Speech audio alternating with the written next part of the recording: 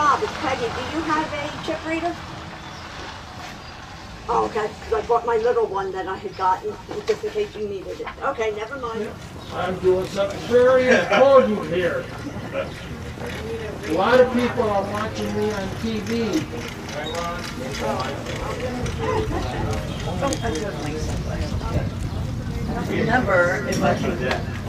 I don't remember if I wore my sunglasses or not at the timing. Let me check it out. Yep, I can do it. You're going to do the recording? Record the fun times and give it to them? I thought that was you. Oh, I don't care. Oh, do we have pens? They were right there. Oh, awesome. May I have your attention, please? 15 minutes to post for the photographs. 15 minutes to post.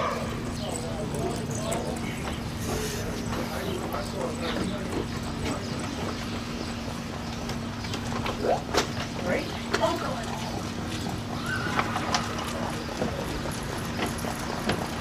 Danny!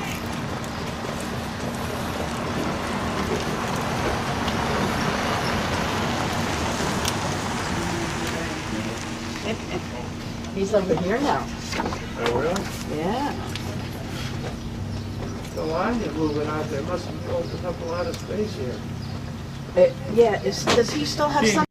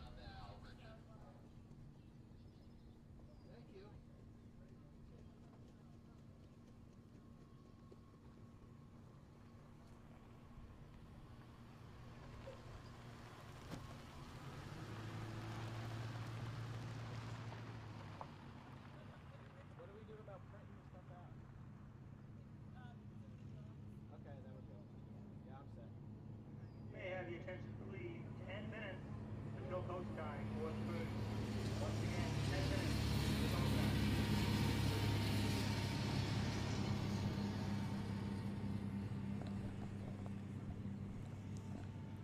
guy. And a most pleasant good morning to all of you from wherever you may be. Welcome to this first of 8 The First Mile broadcasts here in the month of June, featuring the 2-year-old races at both Gaitway Farm in Manalapan, New Jersey, and Magical Acres in Chesterfield, New Jersey. We'll be here at Gaitway.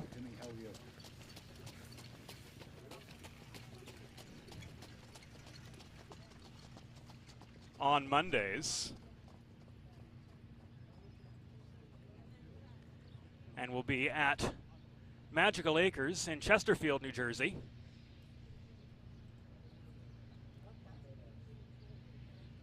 On Wednesday mornings.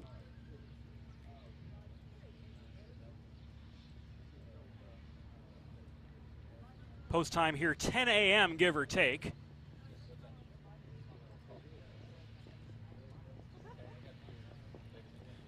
And just an absolutely gorgeous day for the beginning of today's qualifying session.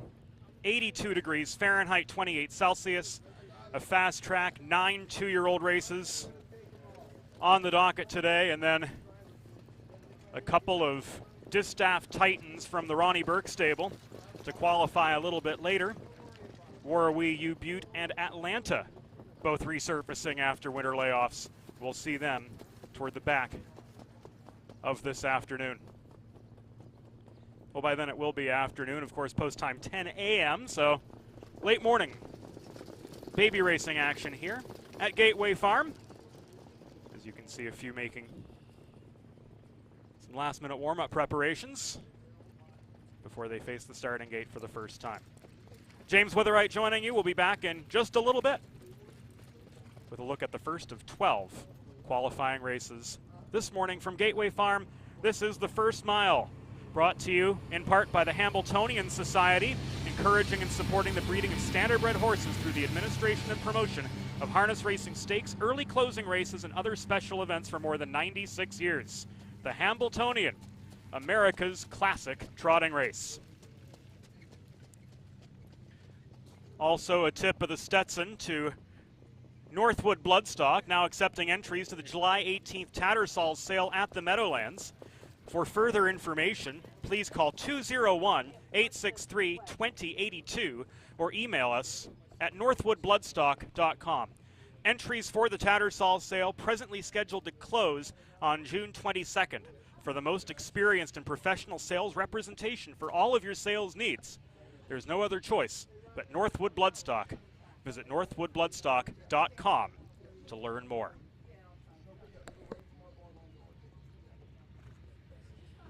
Saturday, August 7th at the Meadowlands Racetrack. The top 3-year-old filly trotters and colt trotters compete to become champions in the $500,000 Hambletonian Oaks and the $1 million Hambletonian. The greatest day in harness racing features over $3.4 million in purses.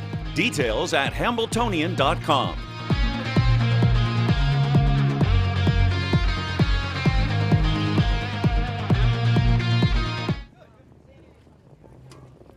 The 2021 Breeders' Crown Charity Challenge, presented by Lidfeld Cats Breeding Partnership, will raise money for 4 local charities this fall: the New Jersey Special Olympics, Encourage Kids Foundation, the New Jersey Pandemic Relief Fund, and the John Thurr Cancer Center. Thanks to platinum sponsors Nancy Tactor, Ron Burke, Nifty Norman, Brett Pelling, and Tony Alagna. Gold sponsors Dale Valente Farms, Concord Farm, Marcus Melander, Julie Miller, Linda Toscano, and Hogan Equine Clinic. And drivers Dexter Dunn, Yannick Jingra, Tim Tietrich, and Dave Miller.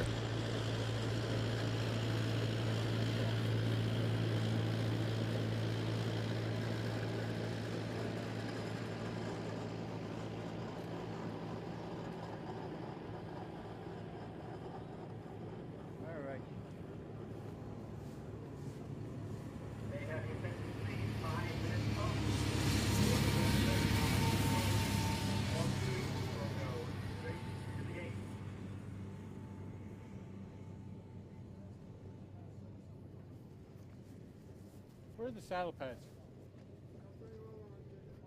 Oh, okay, great. Thank you. Okay,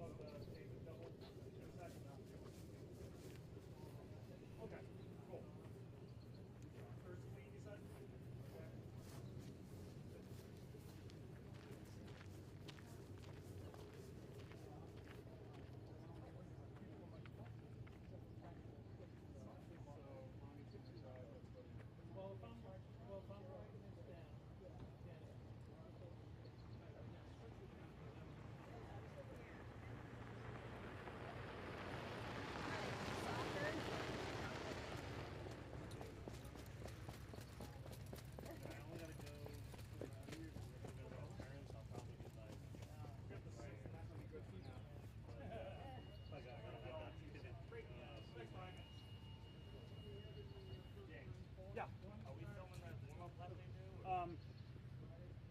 Just stay with them anytime they're on the track. So whenever the gate opens. We're gonna try. I'll yell them down for you. Okay. See how it works. I've got a free ear, so we should be okay.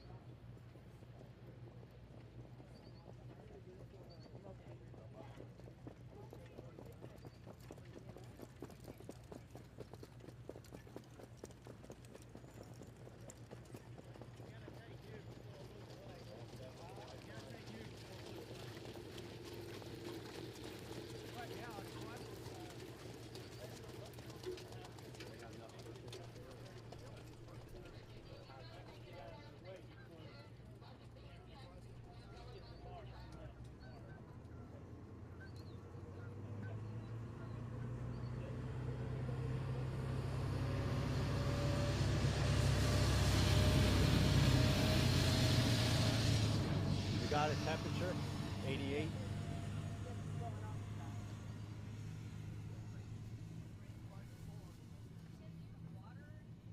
Yeah, they got it all right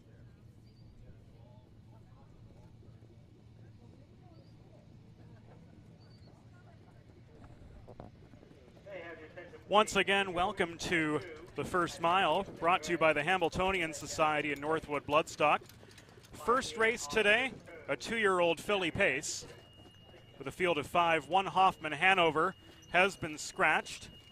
Ron Burke still with 2 in this first baby race of the season, those being 2 No Fullen, who will be driven by Tim Tetrick, note the change there, and 6 Just Divine.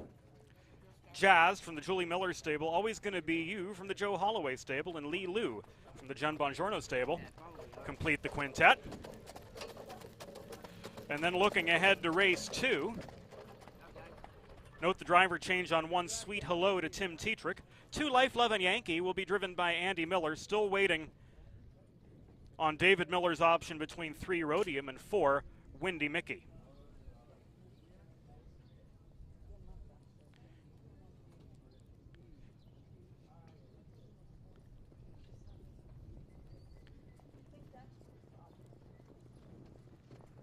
Horses making their way to the track for the first of 12.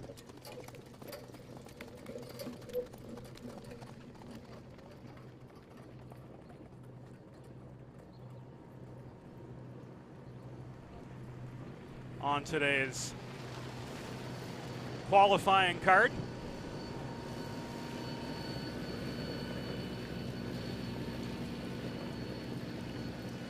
One of the 2 Burke trainees here in the first race, Just Divine.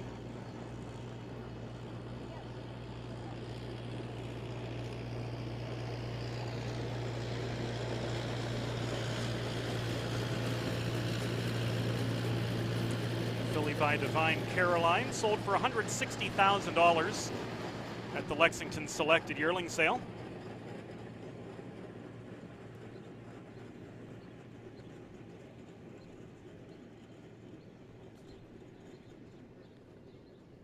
By Huntsville, out of Divine Caroline, owned by Bill Donovan, Henderson, Spronko, and Purnell and Libby.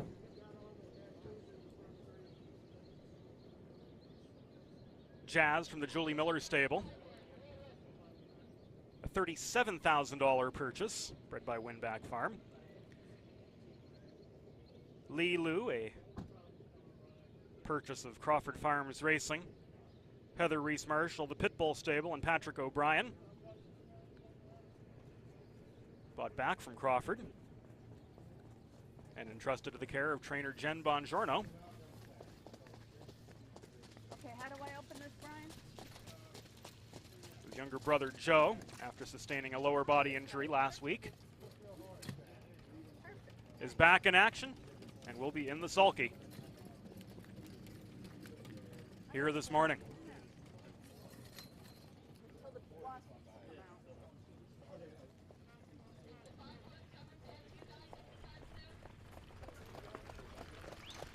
Couldn't ask for a nicer day here at Gaitway Farm. A little bit on the warm side at 82 degrees Fahrenheit. For the first, Jen Bongiorno, please bring your hood down and have good tattoo ready.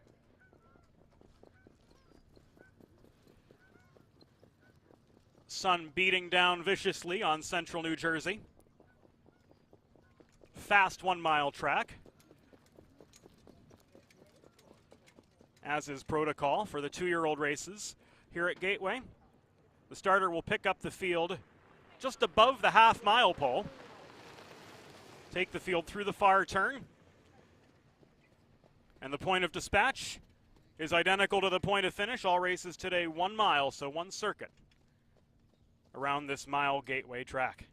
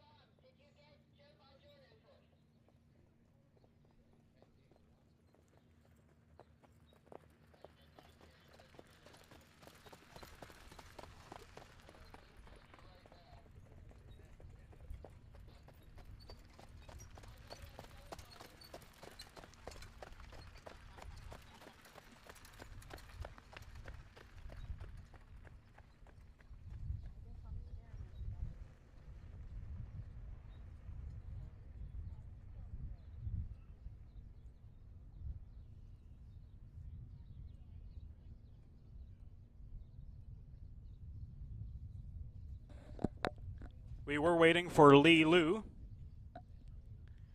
and now she is on the track.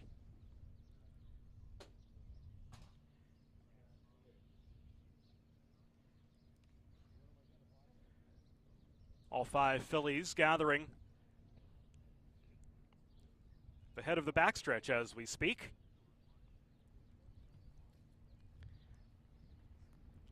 Again, Hoffman Hanover scratch, leaving a field of 5 to contest the opener here on the first of 4 Mondays of baby races from Gaitway Farm.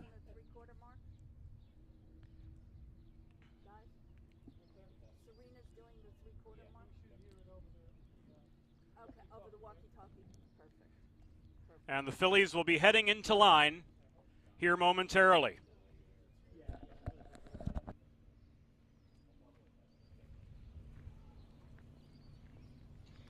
All right, the field has been called to the gate for the first of 12 this morning here at Gaitway Farm. Got a field of 5 2-year-old fillies lining up here. Hoffman Hanover is scratched. We got no fooling for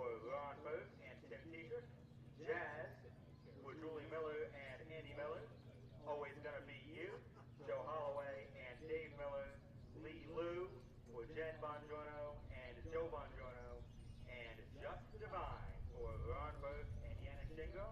Just Divine is the most expensive filly on today's card. $160,000. Fillies now moving into line for the season opener from Gaitway Farm here in Manalapan, New Jersey. The two Ron Burke trainees at the bookends of the gate. No fooling with Tim Tetrick. Having moved into the pole with the scratch of Hoffman Hanover. Jazzed and Andy Miller in the black and orange colors. Always Gonna Be You, David Miller in the solid purple for Joe Holloway. Lee Lu in the maroon and gray, Joe Bongiorno up for Jen Bongiorno.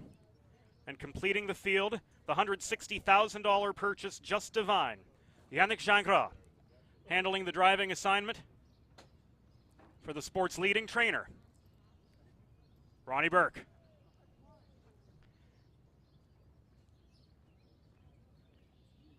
The first 2-year-olds of 2021 have reached the top of the stretch. 1/8 of a mile to the start. And here they come.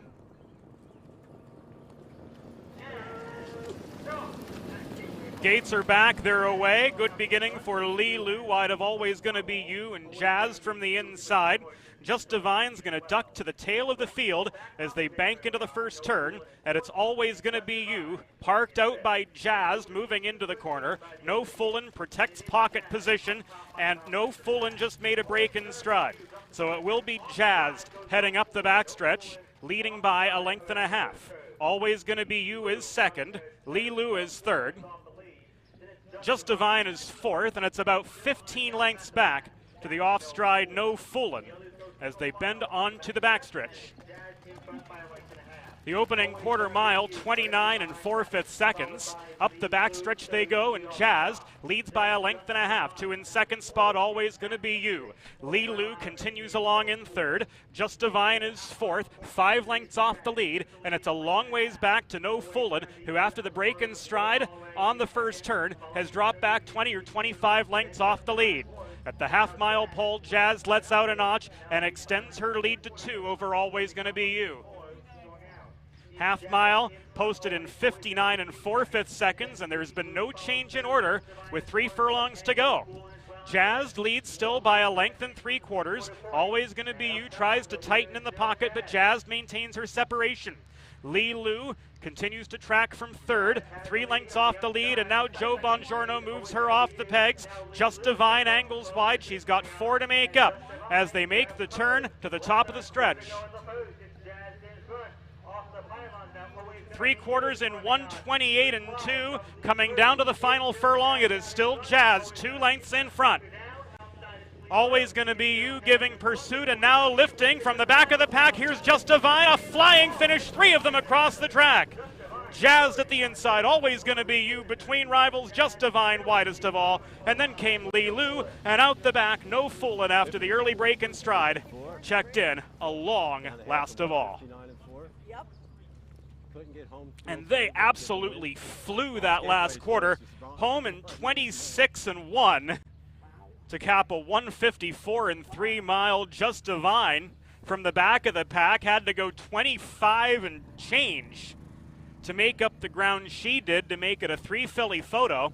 Jazzed, Always Gonna Be You, and Just Divine, those 3 all together at the winning post in what was a terrific start to the Monday morning qualifiers here at Gaitway Farm.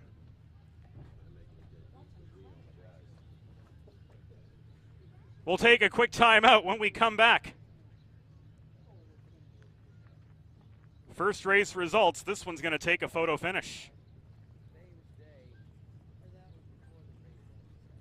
Saturday, August 7th at the Meadowlands Racetrack. The top 3-year-old filly trotters and colt trotters compete to become champions in the $500,000 Hambletonian Oaks and the $1 million Hambletonian. The greatest day in harness racing. Features over $3.4 million in purses.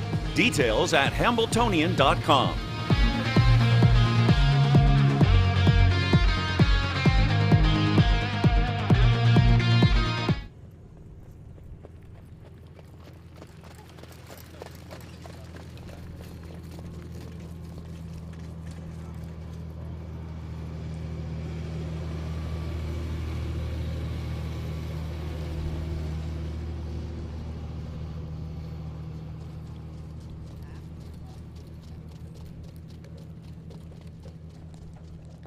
Still in a holding pattern, awaiting first race results, as it was a photo finish for all the marbles.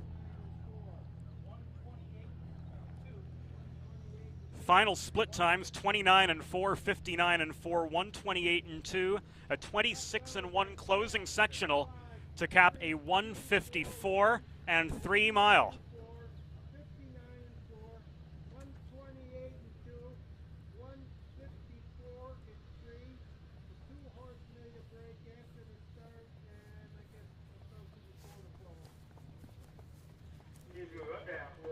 First race results forthcoming.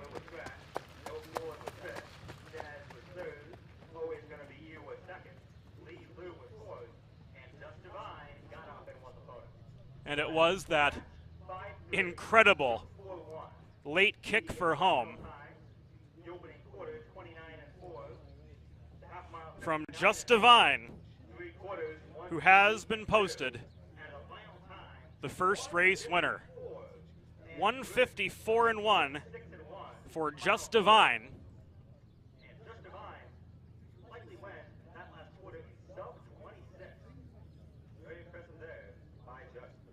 Just an absolutely terrific effort from her.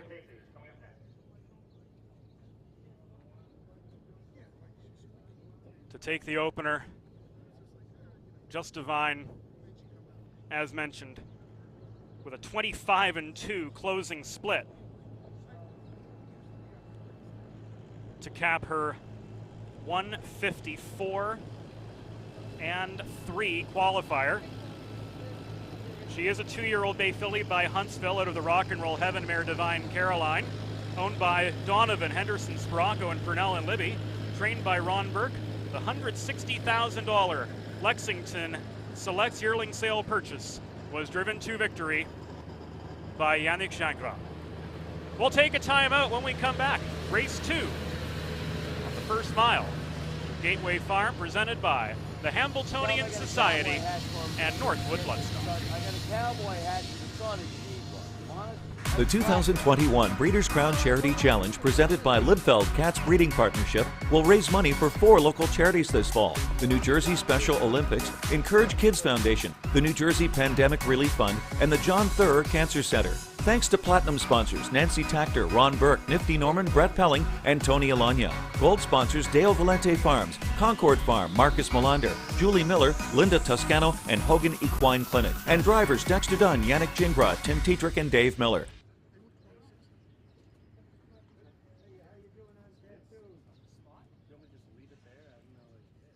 Saturday, August 7th at the Meadowlands Racetrack. The top 3-year-old filly trotters and colt trotters compete to become champions in the $500,000 Hambletonian Oaks and the $1 million Hambletonian. The greatest day in harness racing features over $3.4 million in purses. Details at Hambletonian.com.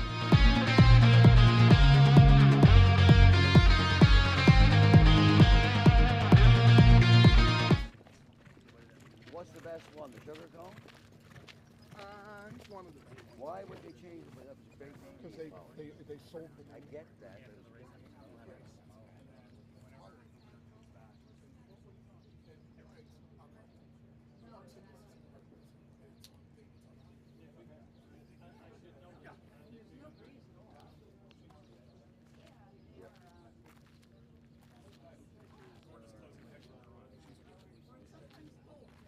Free to chat a little bit later?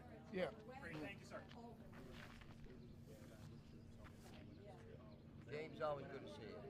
That one, that one, so close. Generally speaking, just like do the hours of wait 10 seconds.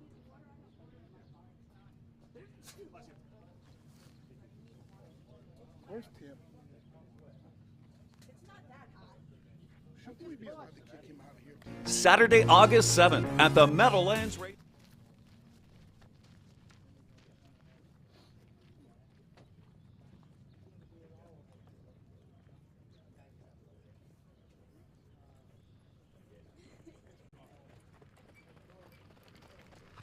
Did Divine win that? I think a 54.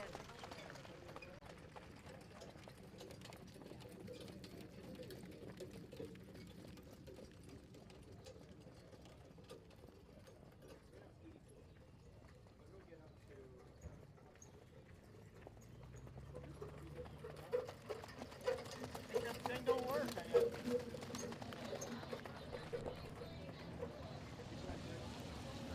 Second race up next here at Gaitway. Another set of 2-year-old pacing fillies. Sweet Hello and Tim Tetrick starting from post 1, $27,000 Lexington purchase. For the Ron Burke stable, Silva, Purnell and Libby and Phil Kalura. 2 Life Lovin' Yankee has retained the services of Andy Miller for trainer Ron Burke. The Burke Racing stable, Purnell and Libby, Kalura and Carr, and of course Jerry and Teresa Silva. 3 is Rhodium, a $100,000 purchase from Harrisburg by Captain Treacherous out of this world, David Miller. Listed to drive for Joe Holloway and Valdior Farms and Ted Gewurz. 4 Windy Mickey, also David Miller listed. 4 Holloway and Valdior Farms. 5 is Thomas and Scott Dillon's Always Be Royalty, Yannick Jancroft for Ron Burke. And 6, Collusion Illusion, Joe Bongiorno up for Ron Burke. The Burke Racing Stable, Silver Purnell and Libby Knox Services and Phil Kalura. And the on-course commentator here at Gaitway Farm just advised that 3 Rhodium will be driven by Rick Belock.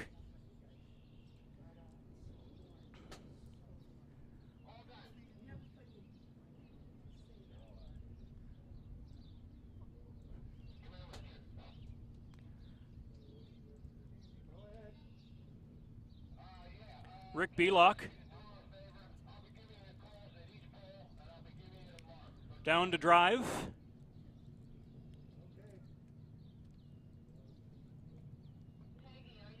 One of the 2 Joe Holloway trainees. The fillies now on the backstretch. And a special good day to all of you joining us.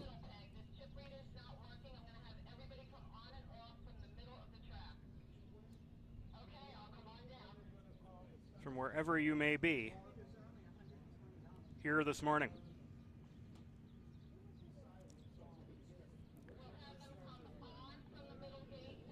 In addition to our sponsors, the Hambletonian Society and Northwood Bloodstock, this broadcast would not be possible without the help of a lot of great people behind the scenes. Our videographer and field producer is Joe Sindoni. Also our main man with Delaware Hockey Night.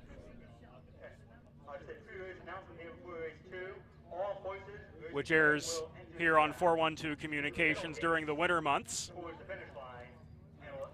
Curtis MacDonald offering some technical aid as we get the new production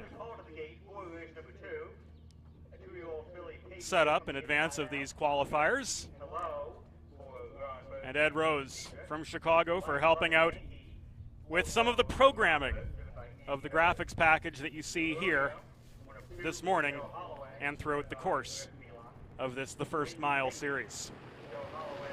Pacing fillies in line for the second from Gaitway.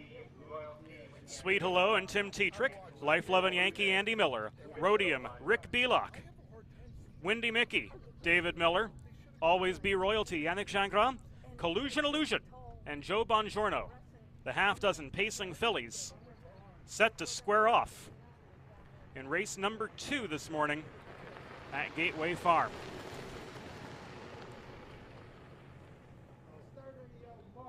Okay. 154 in 3. The the speed standard, I apologize, set by Just Divine in the first. Cut the whole friggin' thing. And we'll see what the second group has to offer if they can rival the $160,000 acquisition for the Burke team. Pacers set for race 2, and away they go. Rhodium left well, so did Windy Mickey, so the middle pair are forwardly placed, but joined up the near side by Life Lovin' Yankee. Sweet Hello's in the green, pushing through up the pegs, and Sweet Hello is going to work to the lead as they bank into the first turn. So they're in program order with 6.5 furlongs to go. Sweet Hello leads by 2. Life Lovin' Yankee is second. Rhodium is third by another 2. They're followed by Windy Mickey. 2 lengths farther back to Always Be Royalty, who while fifth is 7 lengths off the lead. And out the tail early on is Collusion Illusion. They straighten away up the backstretch after a 30-1 first quarter mile. First move of the race comes from Windy Mickey, working up now into second spot and taking aim at Sweet Hello at the midpoint of the backstretch. And Windy Mickey, the Joe Holloway trainee, has made the lead, but is slow to clear. Her lead's 1.25 lengths over Sweet Hello, now yielding to the pocket after a half mile. 2 lengths back to Life Lovin' Yankee in third spot. She's now 4 from the front as the top pair gets some separation. Rhodium in fourth, has 6.5 to make up. The half mile is reported by timer Don Belock, 59 4/5. It was a 29 3/2 quarter less for Windy Mickey, about 29 1, and she's turned on the jets through the far turn. She's 2.5 furlongs from home, and 2 lengths in front, Sweet Hello, staying right in the pocket. The others have dropped back a good ways. Life Lovin' Yankee's now 8 lengths behind the top pair. Moving up into fourth, Always Be Royalty is making headway. Just a length out of that third spot, but still a ways behind the top pair. 3 quarters in 1:27 4, so it was a 28-second third quarter from Windy Mickey, who's on cruise control coming to the final 16th, but Sweet Hello has something more. Sweet Hello out of the pocket, reaches to win by a length over Windy Mickey's second in, then came out wide, Collusion Illusion with Life Lovin' Yankee, Always Be Royalty in the second flight, and dropping out last of all was Rhodium. A 1:56-2 qualifying win for Sweet Hello, who rode the pocket, pounced in mid-stretch, and was able to outkick pace setter Windy Mickey in the final 16th.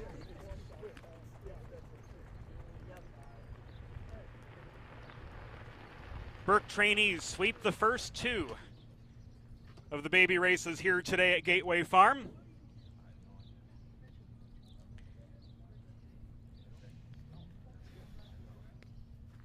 Going on? Sweet Hello victorious. Everything good? The daughter of Sweet Lou and Well Hello there, bred here in New Jersey by Mark Mullen and Steve Dye III. A $27,000 Lexington Selects yearling sale acquisition for the Burke Racing Stable. J&T Silva, Purnell and Liddy, Knox Services, and Phil Kalura. Ron Burke, the winning trainer. Tim Tetrick, the winning driver. Sweet Hello debuts in victorious fashion. A 2-move effort at that. One to protect the lead up the inside. Then she yields to Windy Mickey and then reemerges in the final 150 yards to get the job done by the better part of a widening length. We'll once again take a timeout here on the first mile, brought to you by the Hambletonian Society and Northwood Bloodstock. Plenty more to come from Gaitway Farm. The 2021 Breeders' Crown Charity Challenge, presented by Lidfeld Cats Breeding Partnership, will raise money for 4 local charities this fall: the New Jersey Special Olympics, Encourage Kids Foundation, the New Jersey Pandemic Relief Fund, and the John Thurr Cancer Center. Thanks to platinum sponsors Nancy Tactor, Ron Burke, Nifty Norman, Brett Pelling, and Tony Alagna. Gold sponsors Dale Valente Farms, Concord Farm, Marcus Melander, Julie Miller, Linda Toscano, and Hogan Equine Clinic. And drivers Dexter Dunn, Yannick Gingras, Tim Tetrick, and Dave Miller.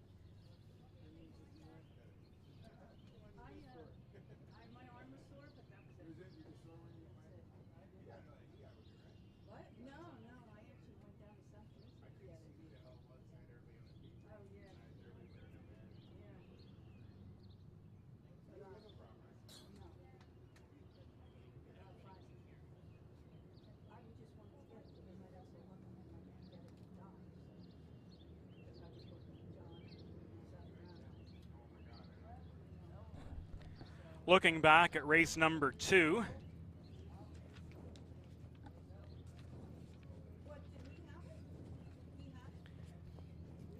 Complete finishing order. Sweet Hello was first in 156 and 2.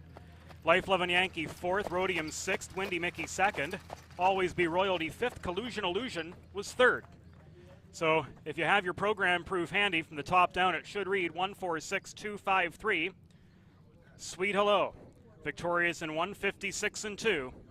Again, pressing the pace to secure the inside lead, yielding and re-emerging to win by a widening 3/4 to a length over Windy Mickey, who did the lion's share of the heavy lifting through the middle stages of the race.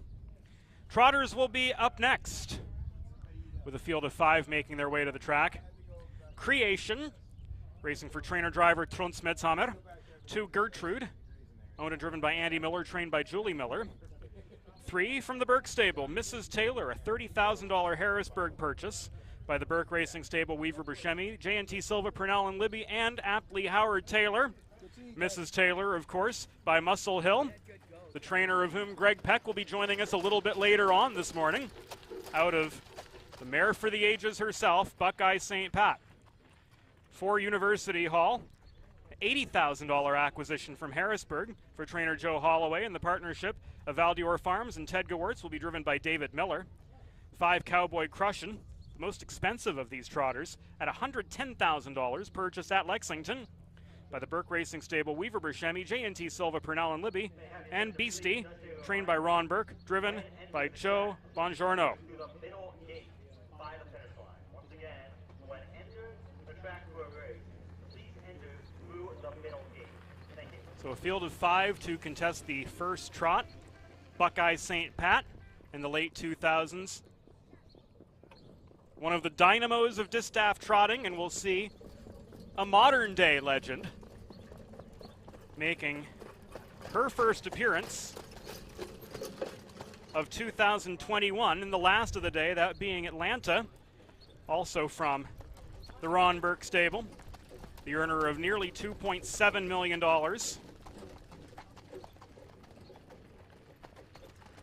Capped her 2020 season with a gritty runner-up finish in pursuit of arch rival Manchego, who recently won the Maxi Lee. Atlanta, victorious last year in the Dayton Derby, the Maple Leaf Trot, the Allerage Trot at Lexington. So we will see her later on as the morning progresses into afternoon.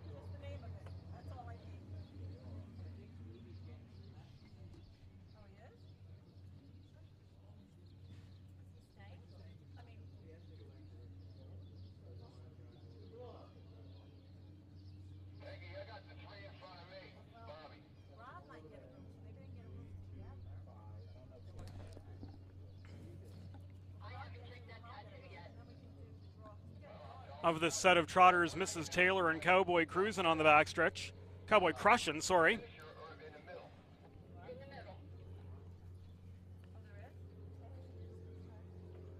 Creation currently on the lower turn, just before the 5.5 furlong pole, along with Gertrude waiting for University Hall.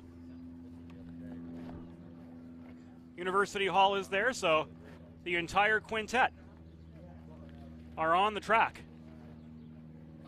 and will soon head toward the gate.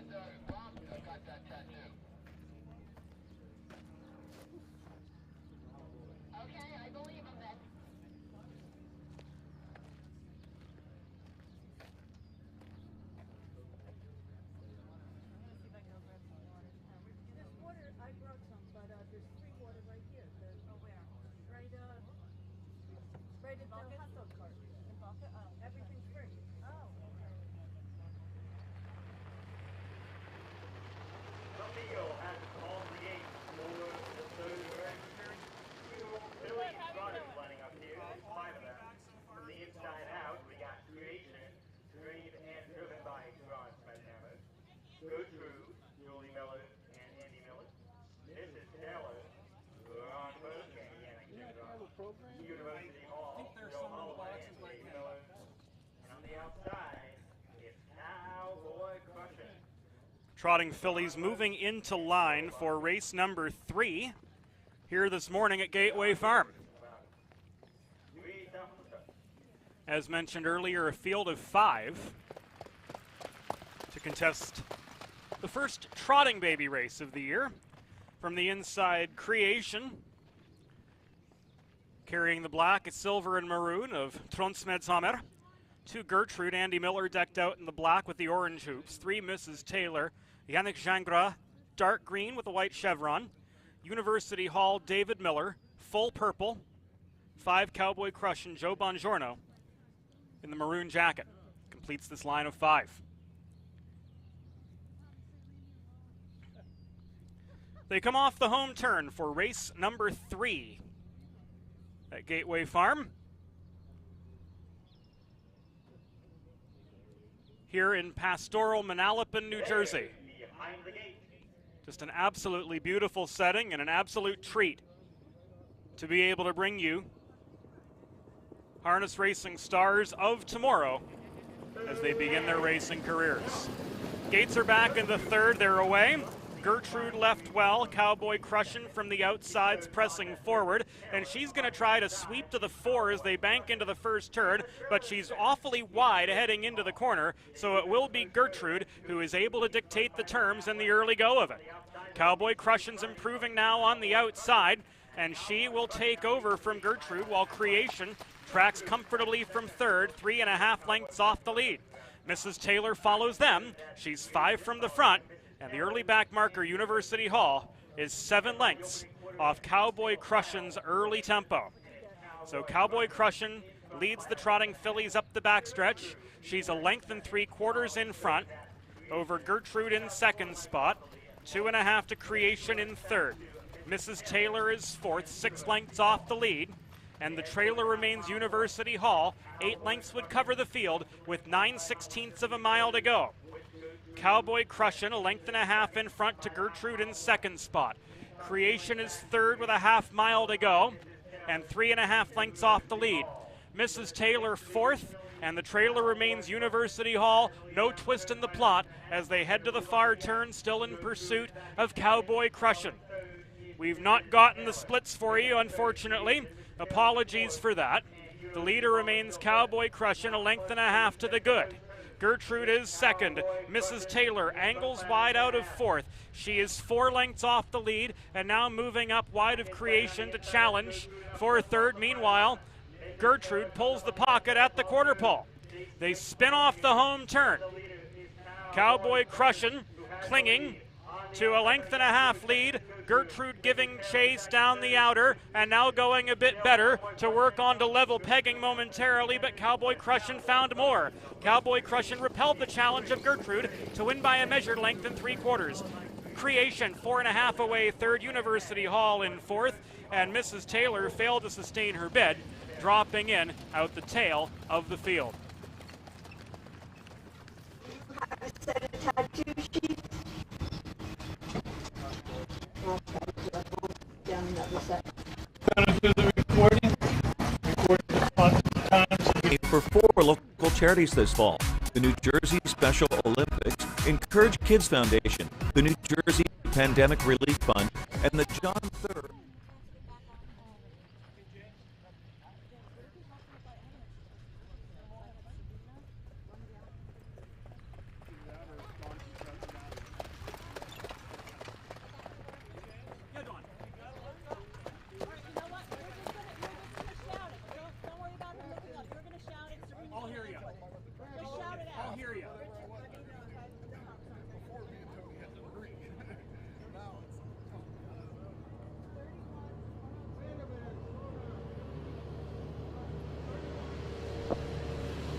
So the victorious filly was Cowboy Crushing. Holding off the late charge from Gertrude. Took her some effort to work to the front, but once she got there, she maintained it all the way to a measured 1 3/4 lengths win. $110,000 Lexington Select purchase, bred in New York by Crawford Farms, is a 2-year-old filly by Chapter 7 out of the Cash Hall Mare Cowgirl Hall. Owned by the Burke Racing Stable, Weaver Buscemi, J&T Silva, Purnell and Libby, trained by Ron Burke, and driven to victory by Joe Bongiorno. 3, 2, 5, 4, 1. The first mile brought to you by Northwood Bloodstock, now accepting entries to the July 18th Tattersall sale at the Meadowlands. Entries presently scheduled to close June 22nd. For the most experienced and professional sales representation for all of your sales needs, be it public auction, private sales, appraisals, evaluations, go no further than Northwood Bloodstock. For more information, please call 201-863-2082 or visit northwoodbloodstock.com. Race 4 will be next. We'll have split times from the third for you momentarily.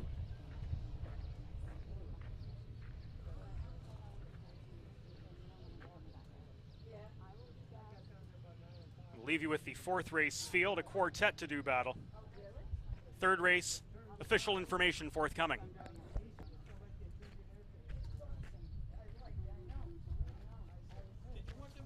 If you got him, yeah.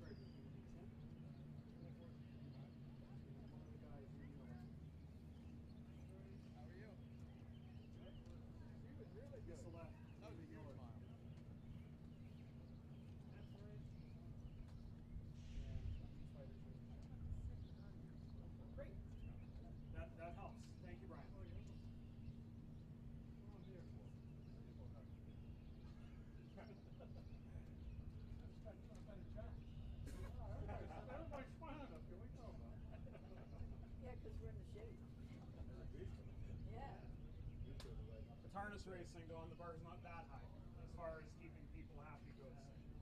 Actually, it's nobody's ever happy in harness racing. Go to any grandstand and you'll see. Oh, happy. Trust me, Don, I remember. That's why I like my peace and quiet upstairs. Hi, how are you? Serena, how are you? Good. Jenny, when we're waiting for his Halloween. So I'll back out of the way. No, it's down there. The other woman on the track down there. You just want to write it down. Thanks. Oh, yeah, I'll Write it down. Just like it. Go on. Write it down, and then I'll be able to input it. I'll yell them to you and you can just show them to him. Okay. Yeah. No problem. Perfect. Yeah.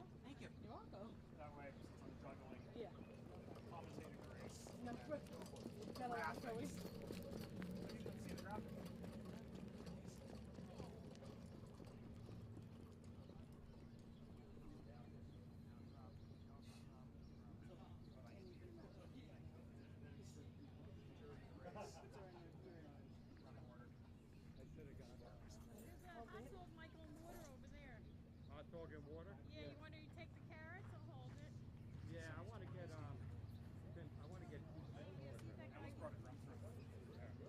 This is the right.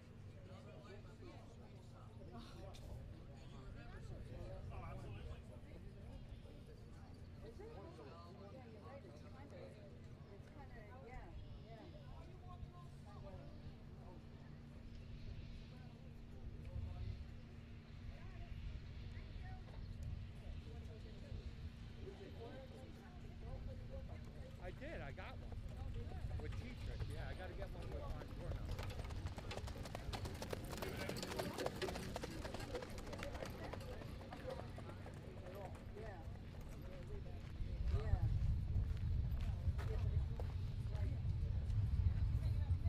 How's it going?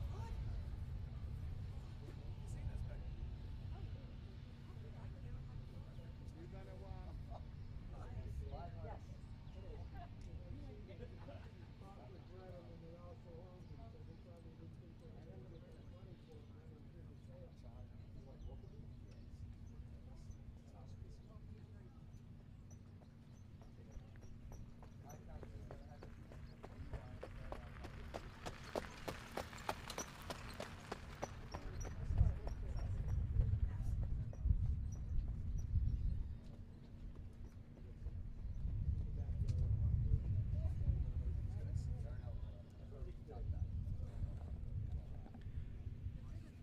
First, we're seeing of the boys here on this Monday.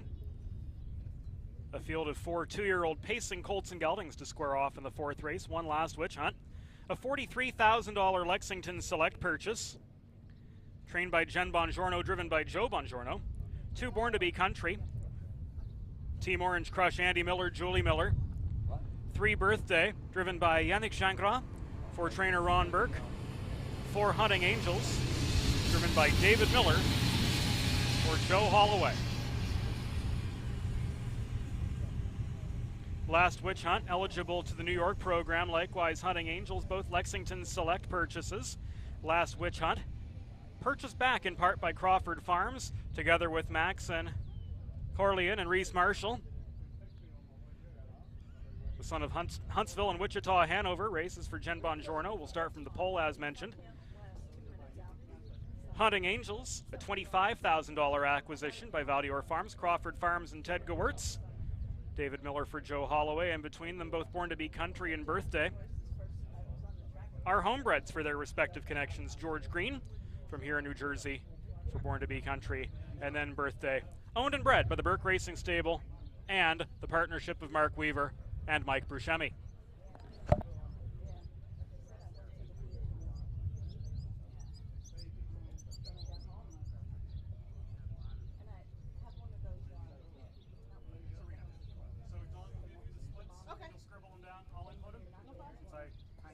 What I'm doing on the input side.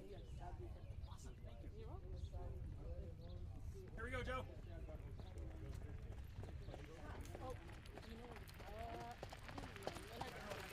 Yeah, I don't. I'm not sure though. Karen may know right there. Going live now. Did you get a water? Colts and Geldings moving into line for race number 4 at Gaitway Farm. Last witch hunt, Joe Bongiorno, Jen Bongiorno from the pole. Born to Be Country, Andy Miller, Julie Miller, post 2. Birthday, Yannick Gingras, Ron Burke, post 3. Hunting Angels, David Miller, Joe Holloway, post 4. They're rounding the far turn as we speak. And approaching the 1 mile dispatch point.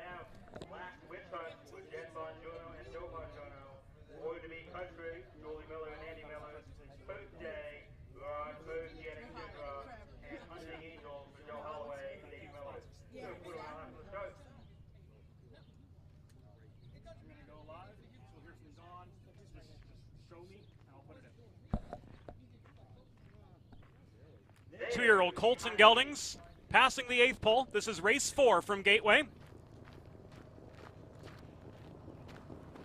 They're set to go. Signal given, gates back. They're on their way, and Born to Be Country left well. Hunting Angels from the far outside floats forward. Last Witch Hunt's going to try to protect inside position as they bank into the first turn, but it will be Born to Be Country who works out to the early lead. Hunting Angels circles up around Birthday to take third, but it is Born to Be Country able to keep the pocket closed as they round that opening turn. Now striding up on the outside, Hunting Angels drives on to engage Born to Be Country and will take over the lead as they reach the back of the course. So Hunting Angels floats clear, leads by a length and a half. Born to Be Country is second. Then in third spot, Last Witch Hunt, 2 lengths back to Birthday, who while fourth is 5 lengths off this compact field. It is led by Hunting Angels up the backstretch. Last Witch Hunt making a move now to engage, and with the momentum he's got, overtake Hunting Angels just beyond the half-mile pole. So it is Last Witch Hunt who will lead them to the upper turn, striding clear by a length and a half over Hunting Angels in second. Born to Be Country continues on in third, 3 lengths off the lead. And the back marker still is Birthday. The half mile, 1 minute and 4/5 of a second. And here comes a challenge from Born to Be Country up to the flank of Last Witch Hunt as they pass the quarter pole. So Last Witch Hunt, challenged by Born to Be Country, has seen his lead diminish to just a length. 3/4 in 1:29 flat. They reach the 8th pole, and Last Witch Hunt shakes away. Last Witch Hunt opening up a 5-length lead. Born to Be Country could do no more. Hunting Angels back into second, but late on the scene is Birthday sweeping from last to make it a photograph for the runner-up spot. It was Last Witch Hunt. Strong on the lead. And he used a 27-1 final quarter to shrug off the challenge of Born to Be Country and prevail easily in 1:56 and a 5th.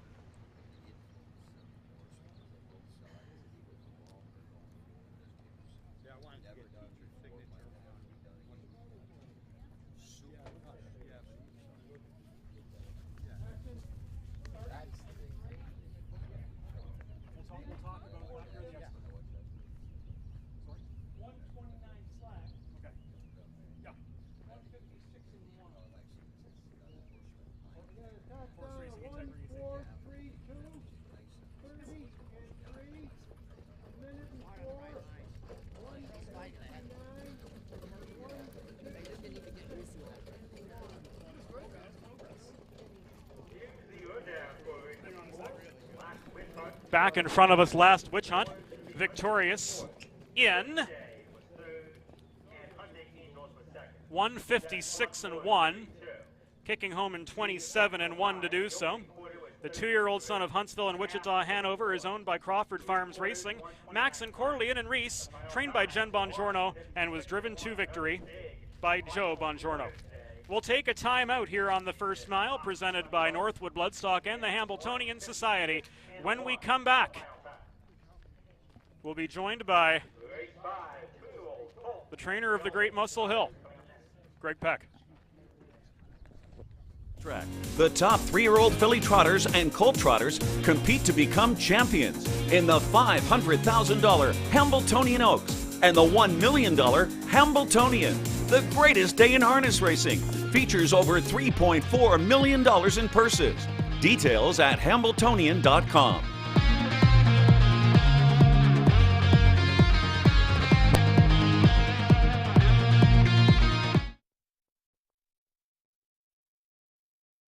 The 2021 Breeders' Crown Charity Challenge presented by Lidfeld Cats Breeding Partnership will raise money for 4 local charities this fall. The New Jersey Special Olympics, Encourage Kids Foundation, the New Jersey Pandemic Relief Fund, and the John Thurr Cancer Center. Thanks to platinum sponsors Nancy Tactor, Ron Burke, Nifty Norman, Brett Pelling, and Tony Alagna. Gold sponsors Dale Valente Farms, Concord Farm, Marcus Molander, Julie Miller, Linda Toscano, and Hogan Equine Clinic. And drivers Dexter Dunn, Yannick Gingras, Tim Tetrick, and Dave Miller.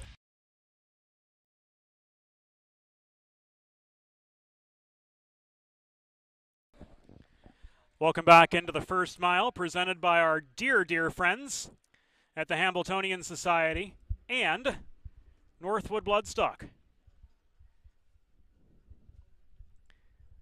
The Hambletonian Society encouraging and supporting the breeding of standardbred horses through the administration and promotion of harness racing stakes, early closing races, and other special events for more than 96 years. Bringing you the First Mile, the Hambletonian, America's classic trotting race. Also, a tip of the hat to the 2021 Breeders' Crown Charity Challenge, bigger, better, and more benevolent than ever. The BCCC has helped the harness racing industry raise close to $500,000 for deserving cases. And that's just since 2019, so already a major impact from the Breeders' Crown Charity Challenge in a comparatively short period of time. Looking ahead to race number 5. Here on this Monday morning from Gaitway Farm. 2-year-old trotting colts and geldings to square off. And before we see the first trotters of the day,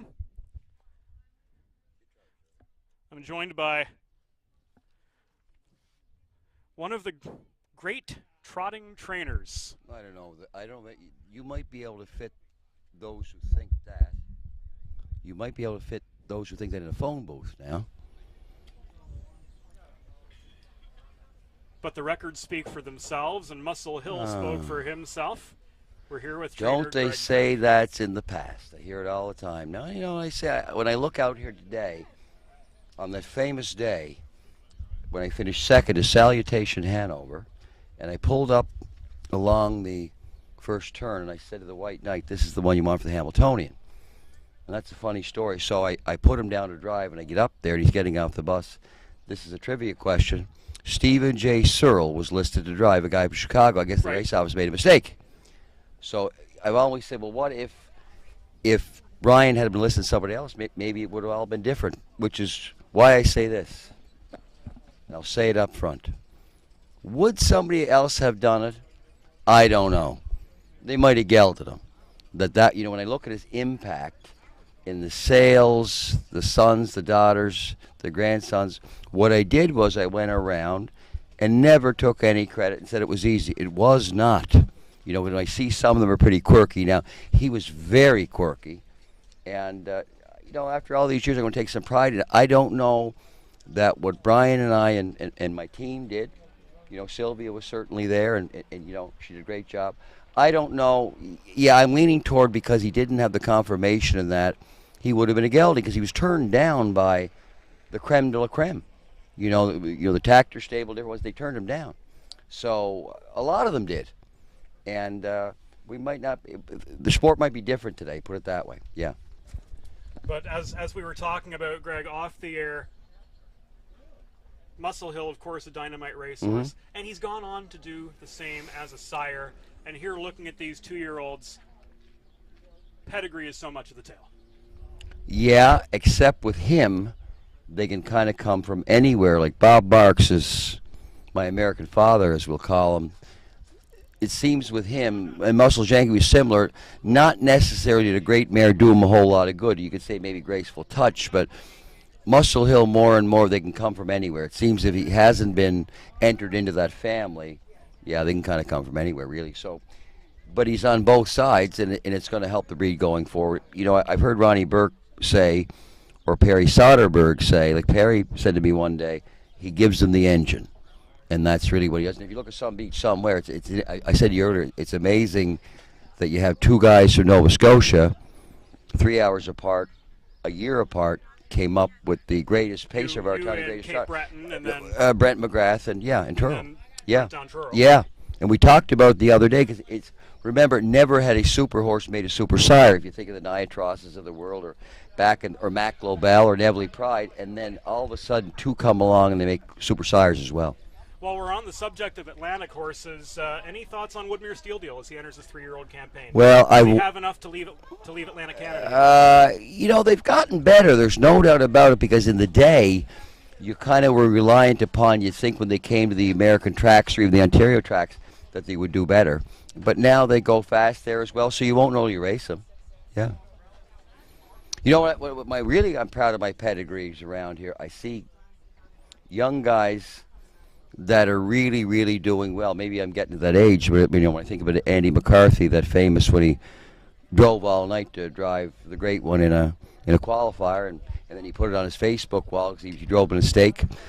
And then Joe Bongiorno, you know, I can remember the next year, the Holiday Road year. Holiday Road would have won the Hamiltonian until he got hurt in the detention bar. He was the favorite going in. And I had Joe, his parents, Barbara and Bob, we met at Freehold, and we both got a rough day because they had Pilgrim's Taj too. And then Joe, you could instantly see he could really, really, really drive. And the other one, do you know that Shannon Murph is from where I'm from? And we laugh. We have the distinction of either one of us, or in any Hall of Fame, maybe the Hall of Shame, I tell him. But if you look at Murph, you know what he's done with Burks. There should be kind of some kind of a second trainer, the Apples Thomas Award, who was Houghton's in the day, because Murph's taken it to another level. It really, really has. I mean, you know, I watch him down there, and my friend Chris Coyle, who turns all the stars out for Burks, etc. We say Murph is just there. He's just calling the plays, and he's a cool customer, and it's really nice to see. He's from Glace Bay, Nova Scotia. Like, so again, for us to come. For Ronnie Burke, he's like that second line center who just keeps it going. Well, that and the enforcer. I was talking with Stan Jonathan the other day at 5'4", but you know, obviously Murph is a tall guy, but Stan Jonathan, they said his center of gravity was so that you couldn't knock him down. Only you would know about him. I tell people they kind of didn't. Don Cherry said probably a better enforcer than Terry O'Reilly or anybody. Do you remember Stan Jonathan from Muskegon, Ontario? Vaguely. Well, you better look it up. He was really, I mean, in the day he would fight Dave Schultz, big guys. But again, Cherry said the center of gravity. Little guy. How did this get us on Murph? Because I'm going to go down there and tease them about that. They said they gave a show. Oh, the other shouter is Irish Joe, who I love. He doesn't even call me back now. I'm very upset with him. He's got to call me back. I'm worried about him. There, because Irish Joe was responsible for Luke McCarthy, and yeah, he got the drive. And then we've got Todd McCarthy over here. Yeah, he's good. Yeah, but here's the problem with Todd, though. I told he drove Stan the Man, dude, and that's the ultimate test of a driver. Stan the Man, I tell him. Luane Miller, I tease them around here. He might be the best. Came from last and won with Stan the Man.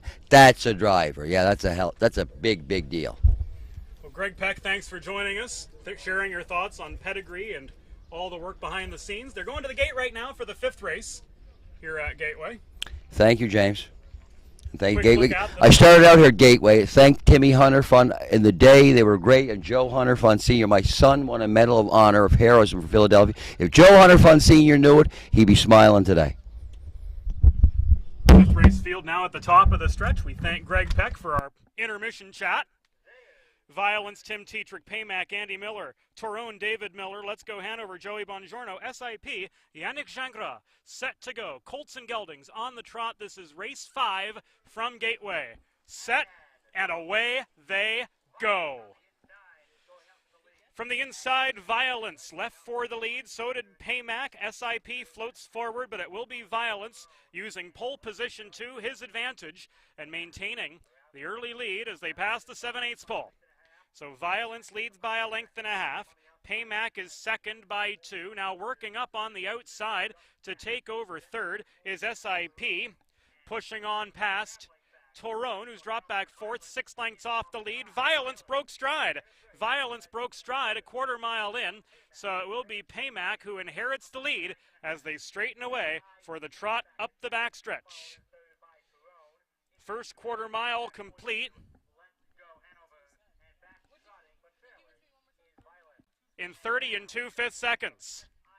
Up the backstretch they go. And the leader is SIP. The margin is a length and a half. Torone moves up into second now to engage as they reach the half-mile pole. Tyrone has worked up alongside and now past SIP to take charge at race's midpoint. Paymac continues along in third, 3.5 lengths off the lead and 2 better than Let's Go Hanover. Violence is in touch with the main body of the field, but after that break has 9 lengths to make up after a 1:01 and 2 half mile. Inside the final 3 furlongs, Tyrone leads by 1.5 lengths. SIP tracks comfortably from that tight pocket spot. Paymac in right behind them is given the green light now by Andy Miller, and SIP pulls the pocket too as the field turns for home. Let's Go Hanover has 4 lengths to make up, and Violence is a detached last of all. 3/4 in 1:30 and 4. They come down to the 8th pole. It is Tyrone challenged by SIP in the final furlong. Tyrone driven, SIP lunging. Here's the line. Tyrone holds on. Tyrone just from SIP. They were 10 better than Let's Go Hanover third in, followed by Violence. And Paymac, after making a push off the pegs at the top of the stretch, faltered and finished a detached last of all. Final time for the mile, 1:58 and 4. It was Tyrone victorious in the 5th at Gaitway.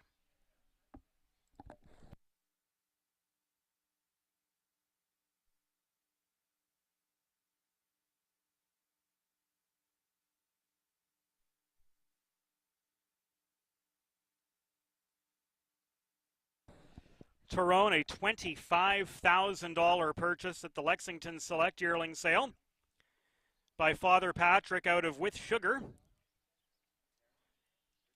Maternal grandpa, Muscles Yankee, for this rookie. Owned in part by breeder Brittany Farms with Valdior Farms and Ted Gewurz. Joe Holloway, nursing an upper body injury, the winning trainer. And the Buckeye, the Hall of Famer David Miller, was aboard for the winning drive as we see Tyrone make his way back toward us. Victorious in the 5th at Gaitway, using a 28-second final quarter to repel a pretty stern challenge off the home turn and then hold off SIP to the line.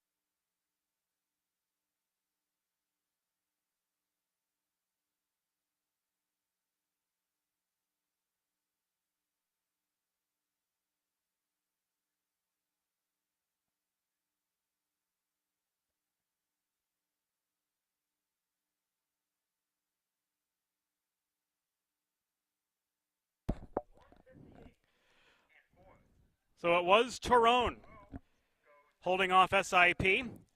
5th race rundown, Violence 4th, Paymac 5th. Tyrone the winner. Let's Go Hanover 3rd. SIP 2nd. Rechecking 4-5-1-3-2. Tyrone victorious in 1:58 and 4. We'll take a timeout on the first mile, brought to you by Northwood Bloodstock and the Hambletonian Society. Saturday, August 7th at the Meadowlands Racetrack. The top 3-year-old filly trotters and colt trotters compete to become champions in the $500,000 Hambletonian Oaks and the $1 million Hambletonian. The greatest day in harness racing features over $3.4 million in purses. Details at hambletonian.com.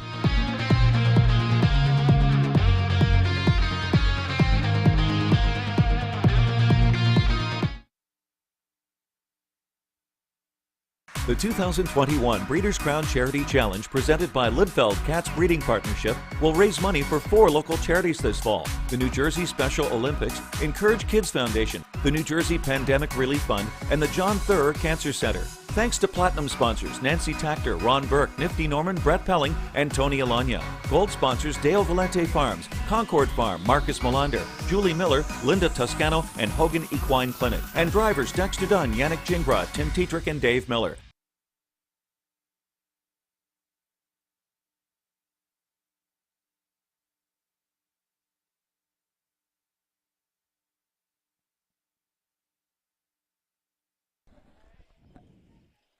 Race 6 coming up next here at Gaitway.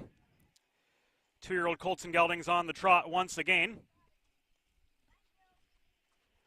And a field of 5 to do battle. Laws of Motion number 1, Julie Miller, Andy Miller for Fred Hertrick III, owner-breeder. 2, Global Pandemic, a $120,000 Harrisburg purchase for the Burke Racing Stable, the Hatfield Stables, and Mark Weaver and Mike Buscemi. Trained by Ron Burke. Late change there. No, it will be Yannick Gingras as programmed on Global Pandemic. 3, Gala Hill, owned by Wanda Polisani's Purple Haze Stables, trained and driven by Trond Smedshammer. 4, Grizzly Bear, owned by the Burke Racing Stable, Weaver Buscemi. J&T Silva, Purnell and Libby. Ron Burke trains David Miller aboard. And completing the field will be 5, Frank the Elder. Tim Tetrick getting the call today. For Ron Burke, the Burke Racing Stable, J&T Silva, Purnell and Libby, Phil Calora and Larry Carr. Frank the Elder, a $50,000 acquisition from breeder Steve Jones for the Burke Brigade. Sales action continuing next month as the Tattersall Summer Sale at the Meadowlands, scheduled for July 18th. To enter your horses in the sales ring, look no further than Northwood Bloodstock. Entries presently scheduled to close 2 weeks from tomorrow on June 22nd. The most experienced and professional sales representation for all of your sales needs, public auction, private sales, appraisals, and evaluations. For more information, visit 201-863-2082 or online at northwoodbloodstock.com. Northwood Bloodstock, proud supporters of this, the First Mile Series, running all month here at Gaitway Farm on Monday morning starting at 10 a.m. And on Wednesdays, we'll bring you select races from Magical Acres beginning at 8:30. Airtime will be 8:15. We'll endeavor to bring you the first 6 or 7 races each day from Magical Acres. Due to time and personnel constraints, we'll have to go off air no later than 10 a.m. as our crew has to hightail it from Trenton over to Harrah's, Philadelphia for the afternoon pari-mutuel card. But we'll get you all of the races that we're able to in that time window every Wednesday through the remainder of the month, and we're delighted to have each and every one of you from wherever you may be across North America and throughout the world joining us via 412 Communications' YouTube and Facebook Live broadcasts. Speaking of 412 Communications, the new gold standard in digital media. Writing and editing services, web design, graphic design, social media consultation, and more, helping small businesses build bridges with their clientele. To learn more, visit 412communications.com to see how we can help you bolster your brand to the people you serve.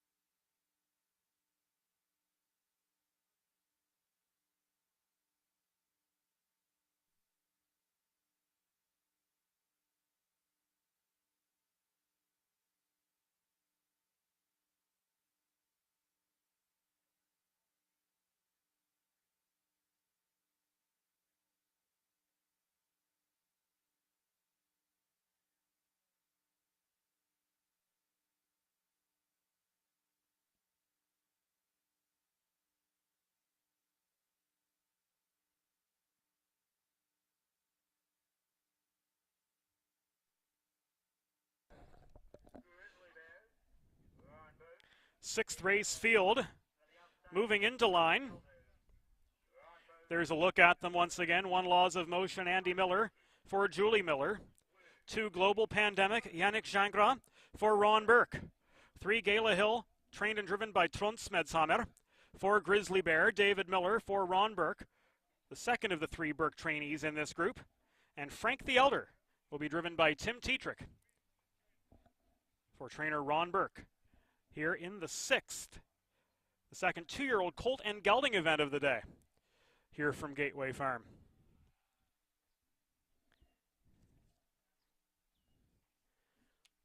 Torone, a 156-4 was it, winner?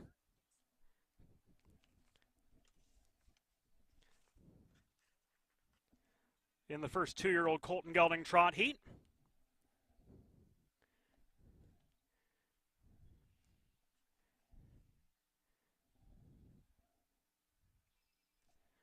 Again for trainer Joe Holloway and driver David Miller. This is race 6 at Gaitway. Past the 8th pole. The field of 5 are set to go this 1-mile journey. Faltering was 1 Laws of Motion. 1 Laws of Motion broke before the start and gives them a dozen lengths as the gates swing back. Grizzly Bear strides strongly to the early lead, with Frank the Elder and Global Pandemic disputing second into the first turn. Gala Hill came away in 4th, and a long last is Laws of Motion as they bank into the clubhouse turn. The leader is Grizzly Bear, and the margin is 1.5 lengths. Global Pandemic is second. Frank the Elder is 2 lengths back in third by another 2.5. Gala Hill is 4th, 7 lengths off the lead as they approach the backstretch. And Laws of Motion's another 8 lengths behind, last in this quintet, and 15 lengths off the lead. Opening quarter mile, 30 4/5 seconds. Up the backstretch, Grizzly Bear maintains a comfortable 1.5 lengths advantage over Global Pandemic in second by 2. Frank the Elder biding his time in third. The $50,000 purchase is 3.5 lengths off the lead with 4 furlongs to go. Gala Hill is another 2 lengths back in 4th, and now chasing after the top quartet. Laws of Motion has worked to within 9 lengths of the lead, but still remains last of the 5 after a 59-second half mile. They've got 3/8 of a mile to go, now less than that, and Grizzly Bear turns up the heat with Global Pandemic staying right with him. Gala Hill moves up into third. Laws of Motion moves up into 4th. As Frank the Elder broke stride on the far turn. And now as they come to the top of the stretch, Grizzly Bear's lead is in jeopardy. Grizzly Bear challenged and now overtaken by Global Pandemic. They hit 3/4 in 1:27.1. Coming through the stretch, it is Global Pandemic striding clear boldly. Global Pandemic won going away by 8. Laws of Motion after the early break recovered to be second. Very tight for third between Gala Hill, Frank the Elder, and Grizzly Bear after leading for much of the mile faltered in mid-stretch and checked in toward the rear of the field. Final time for Global Pandemic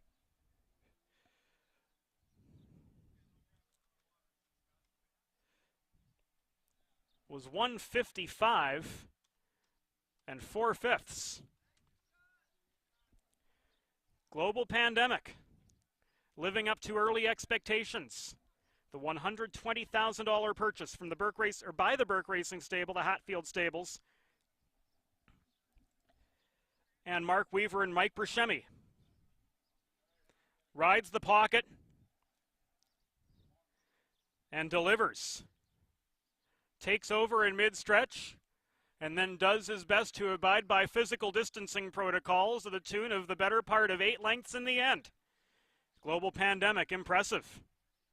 Driven to victory by Yannick Gingras for trainer Ron Burke. We'll get you the complete finishing order here momentarily. This is the first mile, presented by 412 Communications and brought to you by Northwood Bloodstock and the Hambletonian Society. The 2021 Breeders' Crown Charity Challenge presented by Lidfeld Cats Breeding Partnership will raise money for 4 local charities this fall. The New Jersey Special Olympics, Encourage Kids Foundation, the New Jersey Pandemic Relief Fund, and the John Theurer Cancer Center. Thanks to platinum sponsors Nancy Tactor, Ron Burke, Nifty Norman, Brett Pelling, and Tony Alagna. Gold sponsors Dale Valente Farms, Concord Farm, Marcus Melander, Julie Miller, Linda Toscano, and Hogan Equine Clinic. And drivers Dexter Dunn, Yannick Gingras, Tim Tetrick, and Dave Miller.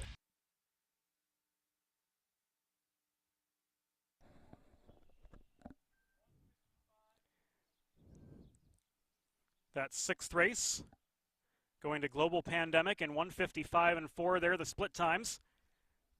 In the northeast corner of your monitor, Rundown Laws of Motion was 2nd. Global Pandemic the winner. Gala Hill 3rd. Grizzly Bear 5th. Frank the Elder was 4th. So rechecking from the top down. Your program should read 2, 1, 3, 5, and 4.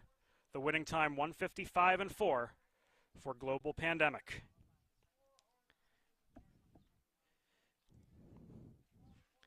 We'll give you a peek at the 7th race field coming up. 2-year-old Colts and Geldings on the pace, a field of 4 to do battle. Silverstone, number 1, Yannick Gingras for Ron Burke. Let me call you back, 2, Joe Bongiorno for Jen Bongiorno. Still waiting on Ron Burke's, or rather David Miller's selection between 3 River Ness and 4 Early Action. We'll get you that driver change as soon as it's made available. We'll take a timeout here on the first mile, brought to you by the Hambletonian Society in Northwood Bloodstock and available at 412communications.com.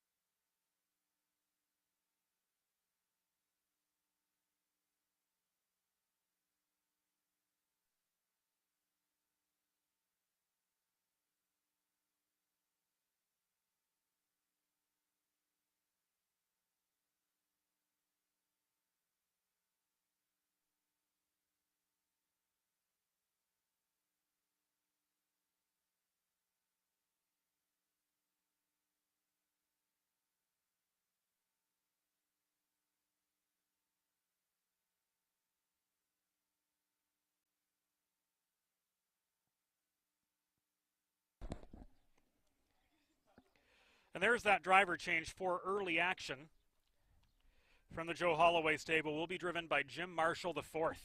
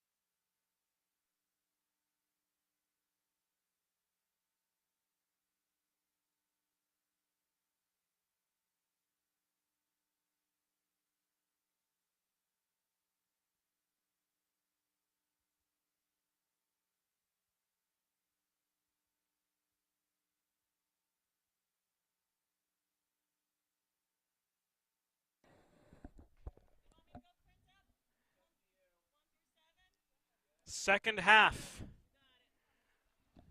of today's card at Gaitway Farm is upon us.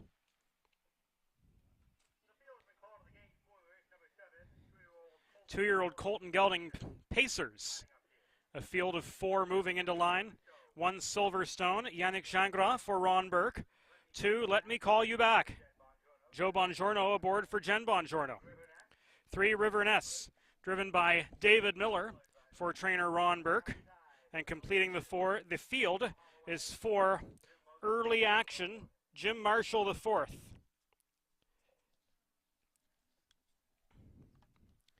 Tabbed for the late driver change. On the Joe Holloway trainee, a $60,000 purchase for Valdior Farms and Ted Gewurtz, the son of Huntsville and Fashion Katie.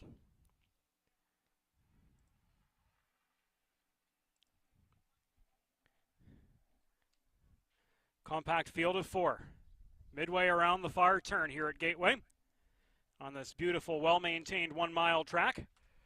Our thanks to Tim Hunderfund, facility manager, for being such a gracious host to the First Mile broadcast. Our good friend Serena for helping us out behind the scenes.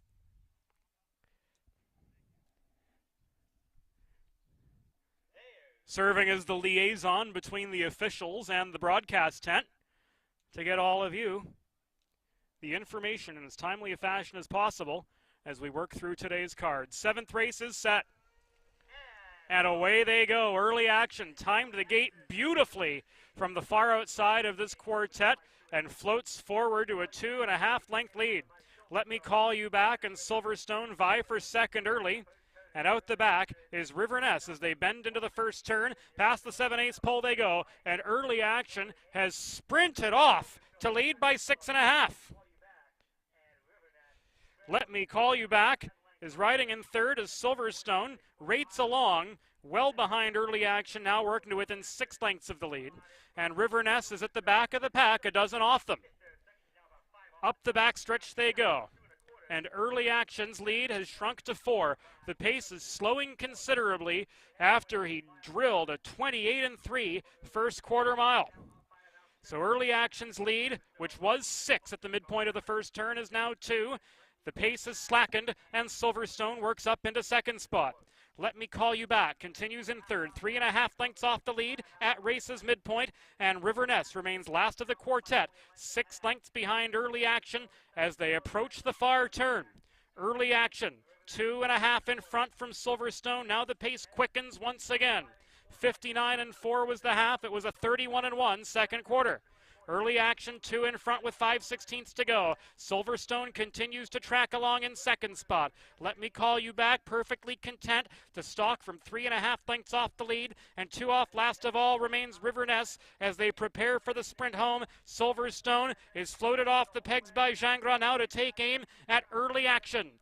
3/4 of a mile, timed in 1 minute, 27 and 4/5 seconds. Coming to the final furlong. Early Action tested by Silverstone, who has taken over the lead in mid-stretch. Silverstone strikes. River Ness lifting late on the scene, but Silverstone is home, only just. Silverstone holds off the late charge from River Ness, who made up 5.5, 6 lengths at that in the final quarter.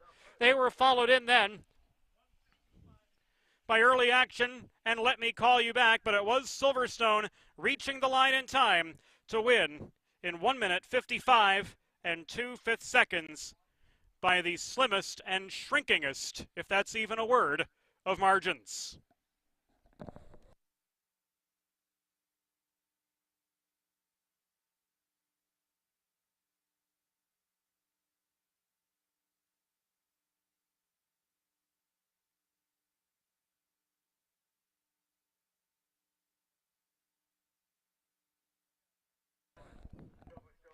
Silverstone pulls pocket, strikes the front in mid-stretch, and then holds off River Ness, his stablemate, to win in 1:55 and 2.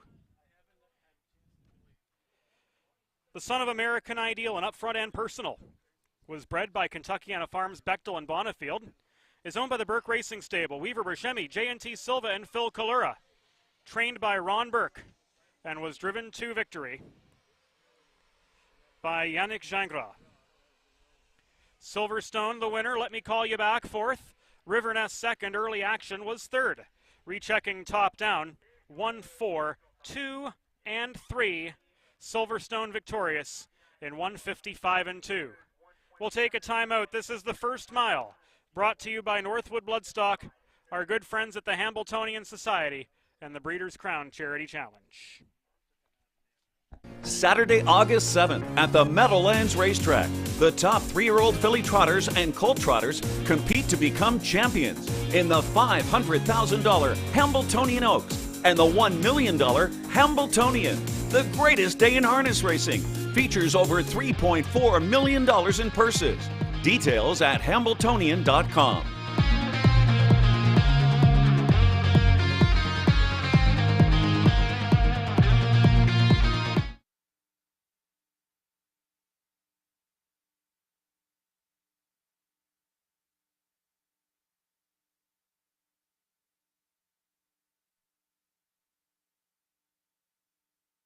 The 2021 Breeders' Crown Charity Challenge, presented by Lidfeld Cats Breeding Partnership, will raise money for 4 local charities this fall: the New Jersey Special Olympics, Encourage Kids Foundation, the New Jersey Pandemic Relief Fund, and the John Theurer Cancer Center. Thanks to platinum sponsors Nancy Tactor, Ron Burke, Nifty Norman, Brett Pelling, and Tony Alagna. Gold sponsors Dale Valente Farms, Concord Farm, Marcus Melander, Julie Miller, Linda Toscano, and Hogan Equine Clinic. And drivers Dexter Dunn, Yannick Gingras, Tim Tetrick, and Dave Miller.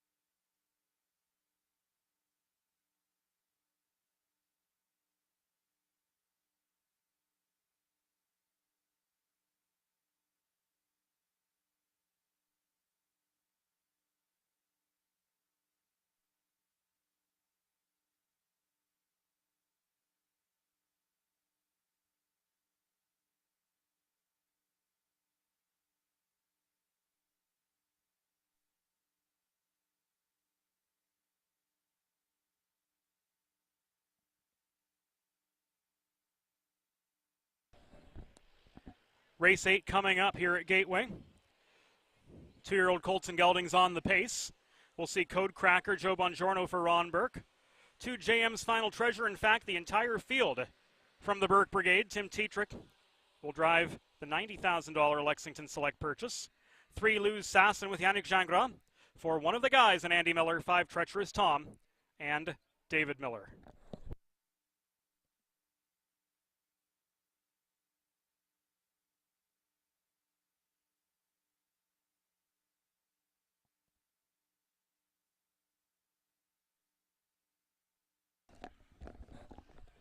The 2021 Breeders' Crown Charity Challenge, bigger, better, and more benevolent than ever. The BCCC has helped the harness industry raise close to $500,000 for deserving causes since 2019. The Breeders' Crown Charity Challenge, one of the Hambletonian Society's many, many initiatives to help grow and preserve the sport of harness racing here in North America.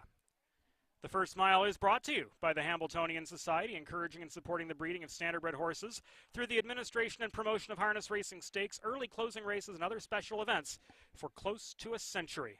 The Hambletonian, America's classic trotting race.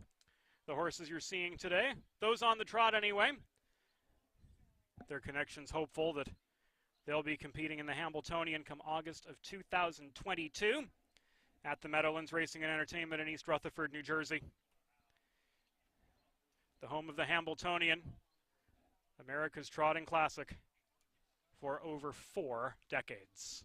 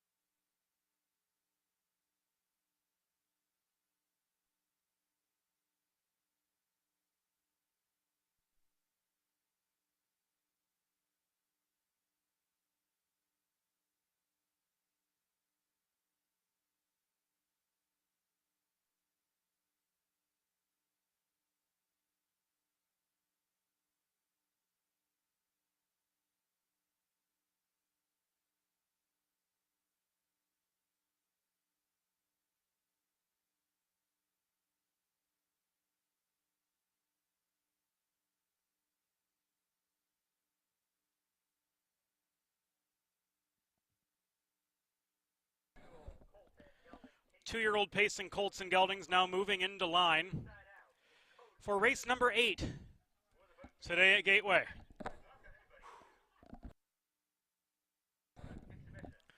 All Ron Burke trainees to square off here in the 8th. Code Cracker and Joe Bongiorno. JM's Final Treasure, Tim Tetrick.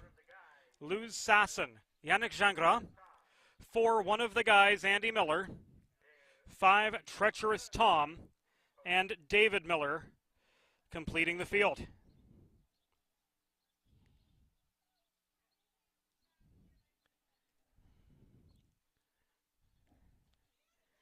JM's Final Treasure, a $90,000 Lexington Select purchase by Sweet Lou out of Worldly Treasure.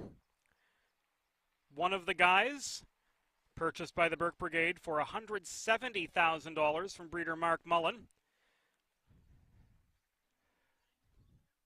By Pacing's world record holder Always Be Mickey out of Studio One. So in recent years, we've seen a bit of a resurgence in the New Jersey breeding program. Gateway's 8th race, the penultimate of the 2-year-old events today, has reached the 8th pole.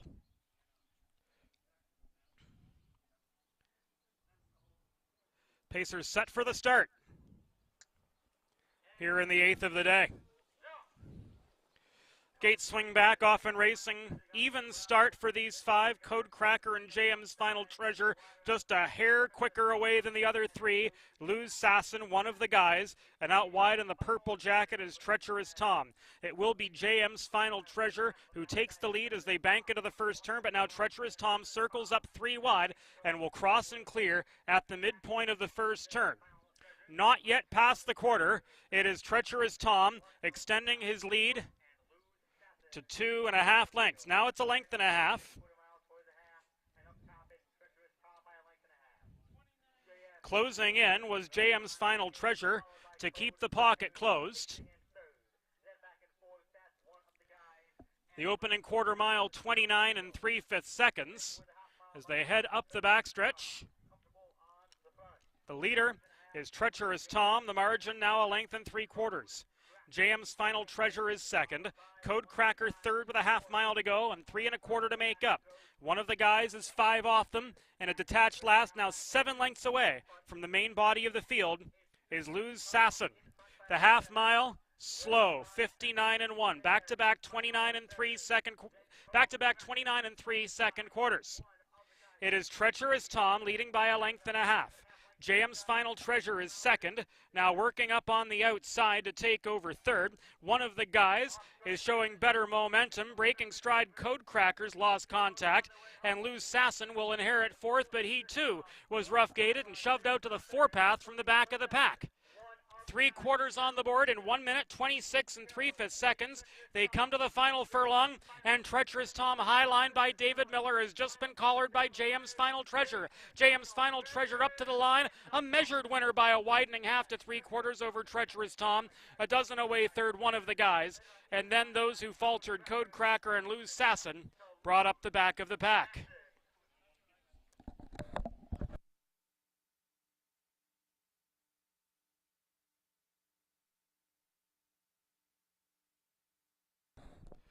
JM's Final Treasure, home in less than 26 4.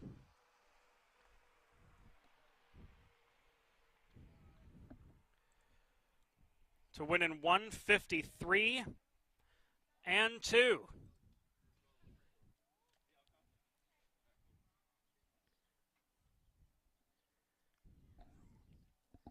Ron Burke trained 2-year-old bay colt by Sweet Lou out of the Arts Place Mare Worldly Treasure owned by the Burke Racing Stable, Weaver Buscemi.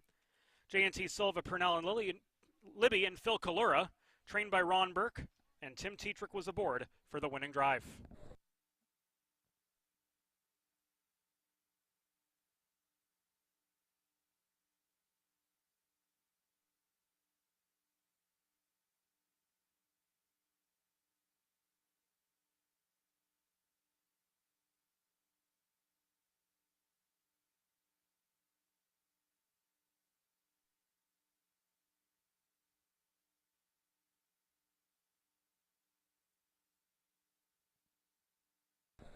There on your monitors, the top two home. JM's Final Treasure reaching in the final 16th to pull away steadily.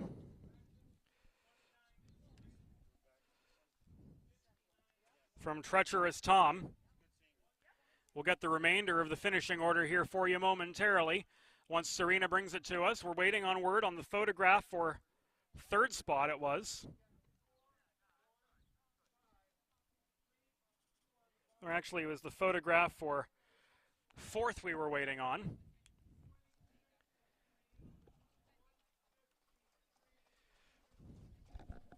JM's Final Treasure.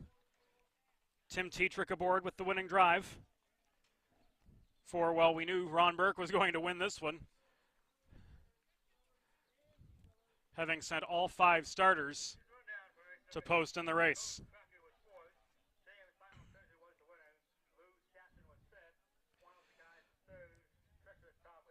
Awaiting the rundown for this 8th race from Gaitway Farm. Confirmed by Serena, Code Cracker 4th, JM's Final Treasure the winner. Luz Sasson 5th, one of the guys 3rd, Treacherous Tom was 2nd. 1:53 and 2. Just a dynamite mile from JM's Final Treasure here in today's 8th race at Gaitway Farm. We'll take a timeout before our last 2-year-old race of the day, and then we'll stick around for the 3 older qualifiers this morning as well, as we'll see Warrawee U Butte and Atlanta, the pair of extremely talented older distaffers from the Ron Burke barn, competing in the 11th and 12th qualifiers respectively. This is the first mile on 412 Communications, brought to you by Northwood Bloodstock and the Hambletonian Society. The 2021 Breeders' Crown Charity Challenge, presented by Lidfeld Cats Breeding Partnership, will raise money for 4 local charities this fall: the New Jersey Special Olympics, Encourage Kids Foundation, the New Jersey Pandemic Relief Fund, and the John Thurr Cancer Center. Thanks to platinum sponsors Nancy Tactor, Ron Burke, Nifty Norman, Brett Pelling, and Tony Alagna. Gold sponsors Dale Valente Farms, Concord Farm, Marcus Melander, Julie Miller, Linda Toscano, and Hogan Equine Clinic. And drivers Dexter Dunn, Yannick Gingras, Tim Tetrick, and Dave Miller.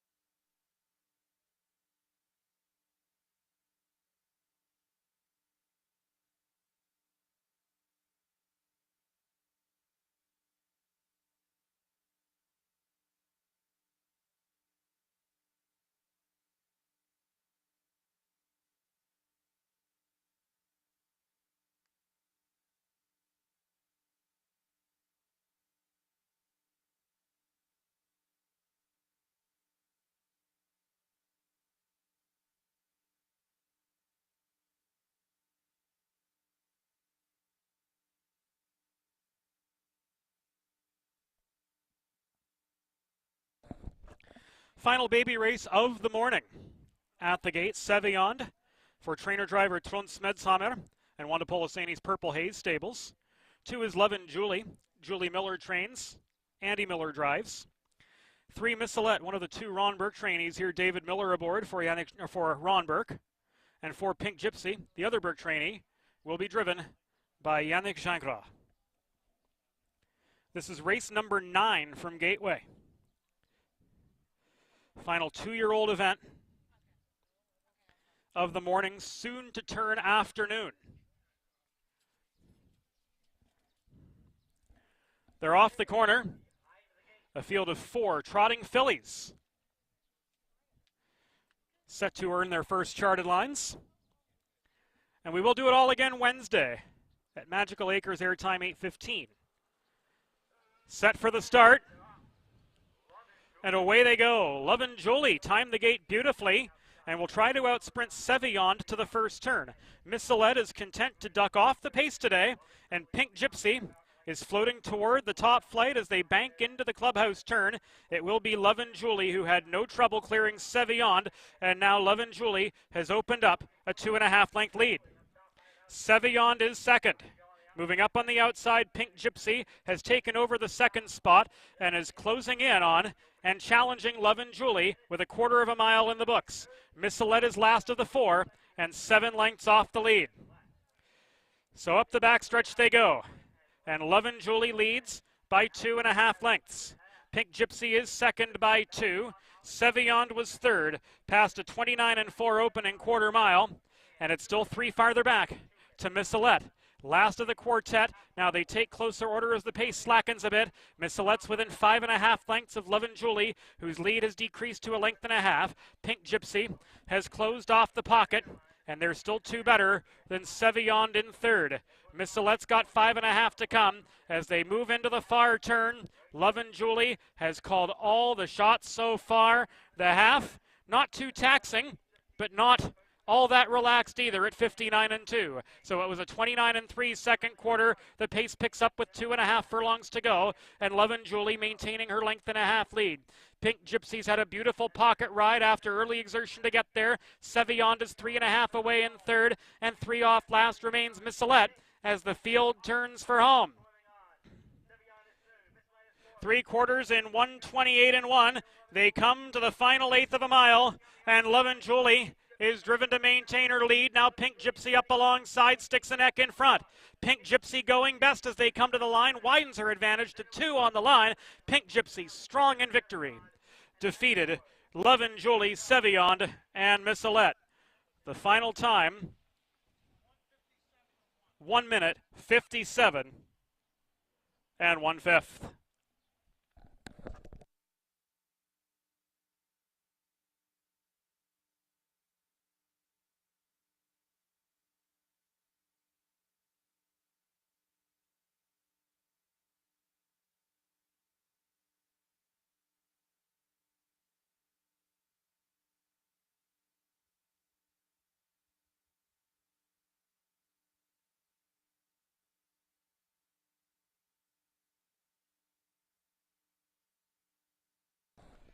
Pink Gypsy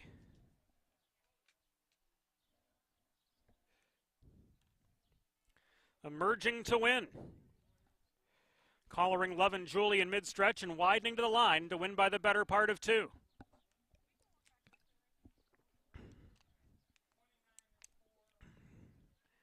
The 2-year-old daughter of Father Patrick is out of Margarita Mama, bred by Jorgen Jare Jr. of Norway. Owned by Crawford Farms Racing, trained by Ron Burke, and driven to victory by Yannick Gingras.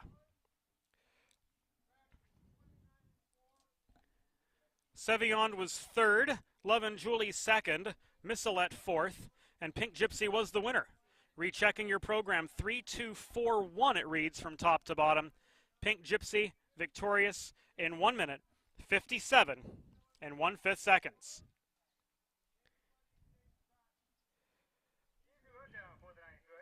We'll take a quick timeout here on the first mile. 3 qualifiers yet to go. 3-year-olds and upward to square off in races 10, 11, and 12.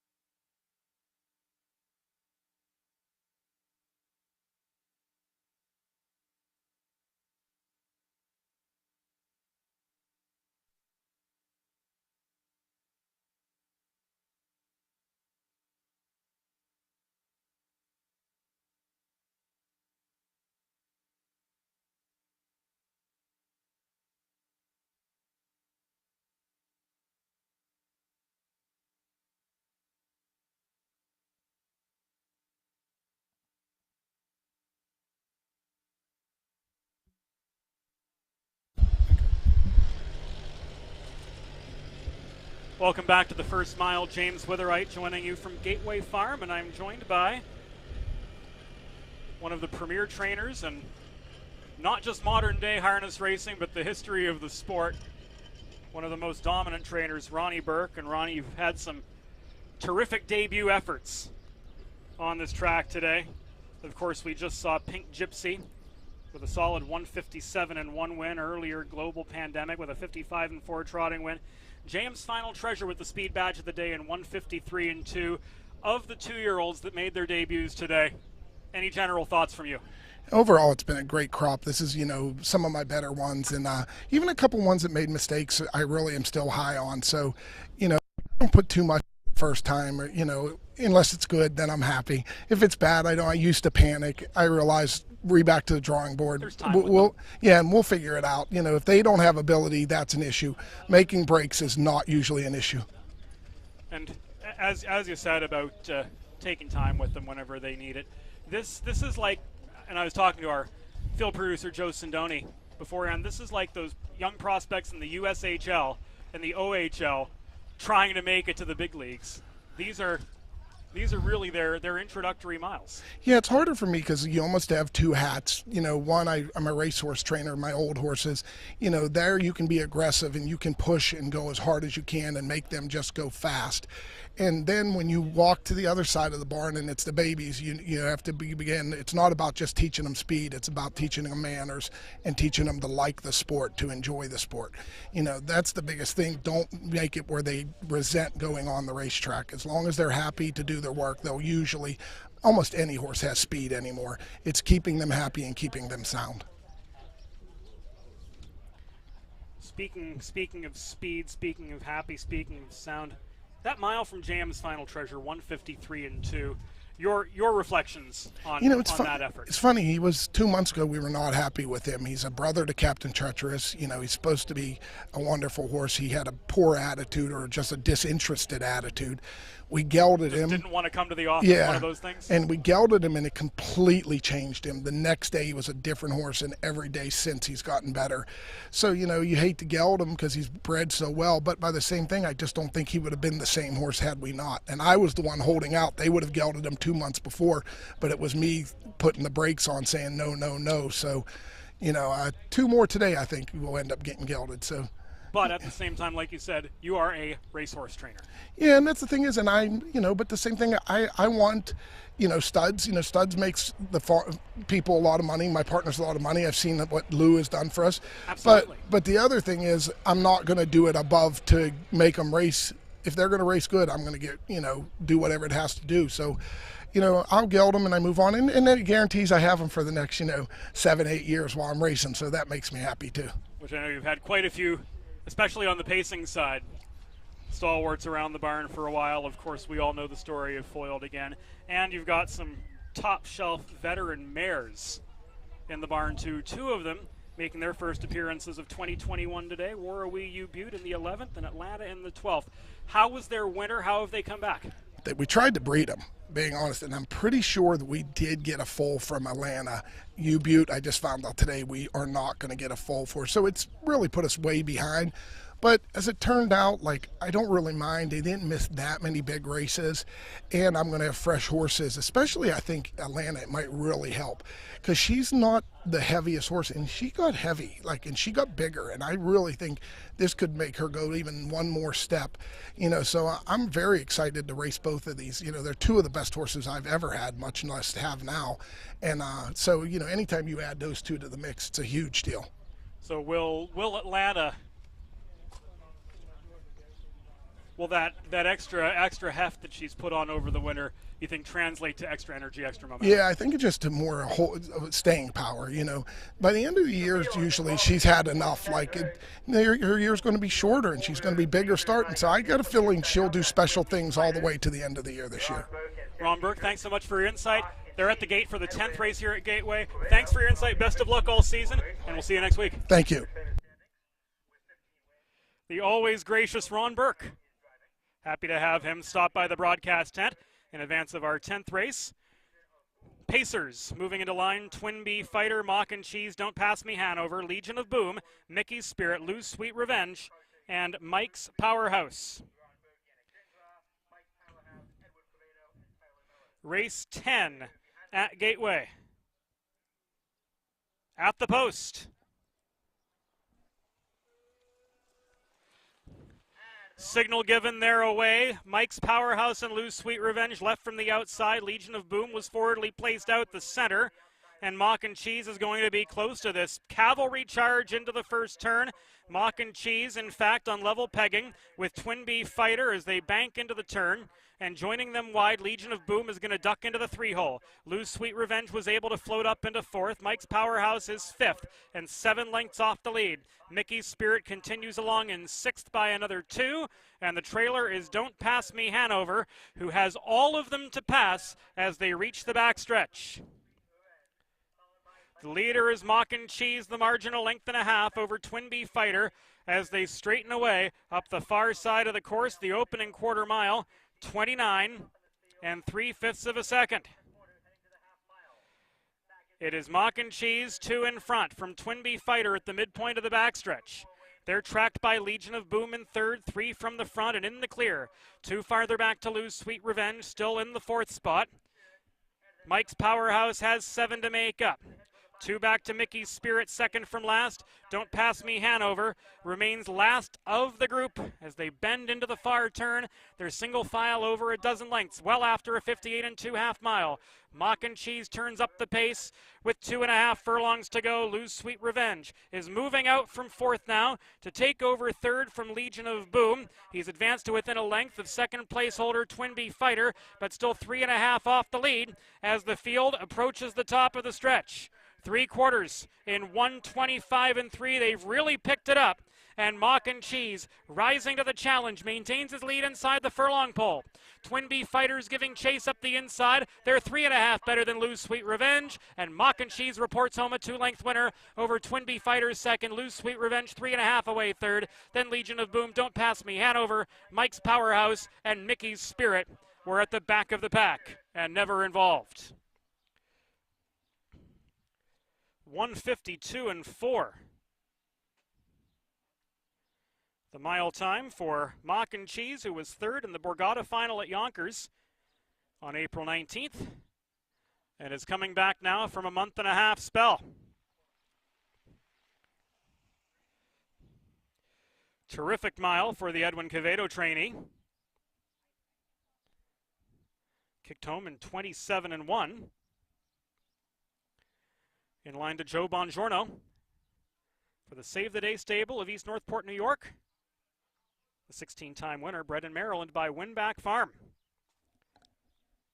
Looked absolutely terrific, holding off Twin Bee Fighter in the stretch and parrying the challenge of Lou's Sweet Revenge off the home turn. 10th race complete finishing order. Twin Bee Fighter was 2nd, Mock and Cheese the winner. Don't Pass Me Hanover 5th, Legion of Boom 4th. Mickey's Spirit 7th, Lou's Sweet Revenge 3rd. Mike's Powerhouse was 6th. Rechecking top to bottom, 2-1-5-4, 7-3-6, 152 4. Mock and Cheese looked incredibly sharp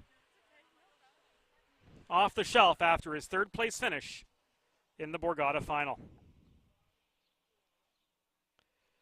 We'll take a timeout on the first mile, brought to you by Northwood Bloodstock and our dear friends at the Hambletonian Society. The 2021 Breeders' Crown Charity Challenge presented by Lidfeld Cats Breeding Partnership will raise money for 4 local charities this fall. The New Jersey Special Olympics, Encourage Kids Foundation, the New Jersey Pandemic Relief Fund, and the John Thurr Cancer Center. Thanks to Platinum sponsors Nancy Tactor, Ron Burke, Nifty Norman, Brett Pelling, and Tony Alanya. Gold sponsors Dale Valente Farms, Concord Farm, Marcus Melander, Julie Miller, Linda Toscano, and Hogan Equine Clinic. And drivers Dexter Dunn, Yannick Gingras, Tim Tetrick, and Dave Miller. Saturday, August 7th at the Meadowlands Racetrack. The top 3-year-old filly trotters and colt trotters compete to become champions in the $500,000 Hambletonian Oaks and the $1 million Hambletonian. The greatest day in harness racing features over $3.4 million in purses. Details at Hambletonian.com.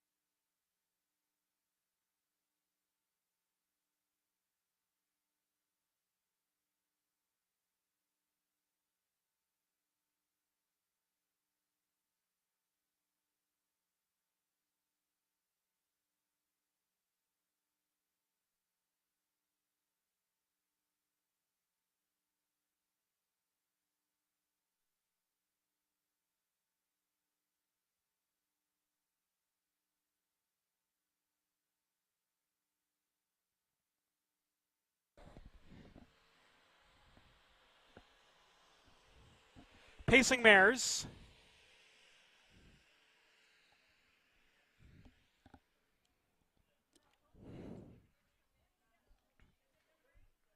To square off in the 11th here at Gaitway. One Cinder's Baby, driven by Tim Tetrick. For Art Stafford Jr. 2 odds on Bad Bunny. Dexter Dunn for Tony Alanya. 3 Warrawee U-Butte. Earner of $1.7 million. Yannick Gingras for Ron Burke. 4 Beach Ballsy. Andy McCarthy. Aboard the first-time starter. 3-year-old for Tony Alanya. 5 Faster Than a Rumor. Joe Bongiorno. Handling the drive for Tony Alanya. And 6 Yahtzee. Tyler Miller. The late driver change for Tony Alanya.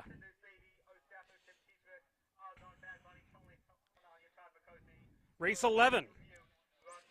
Pacing mares set to go here at Gaitway.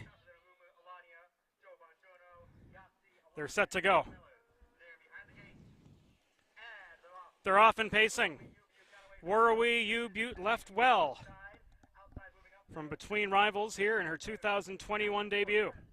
Faster Than a Rumor is forwardly placed, as is Cinder's Baby, working through up the inside to stretch Warrawee U-Butte out a bit, moving in to the clubhouse turn.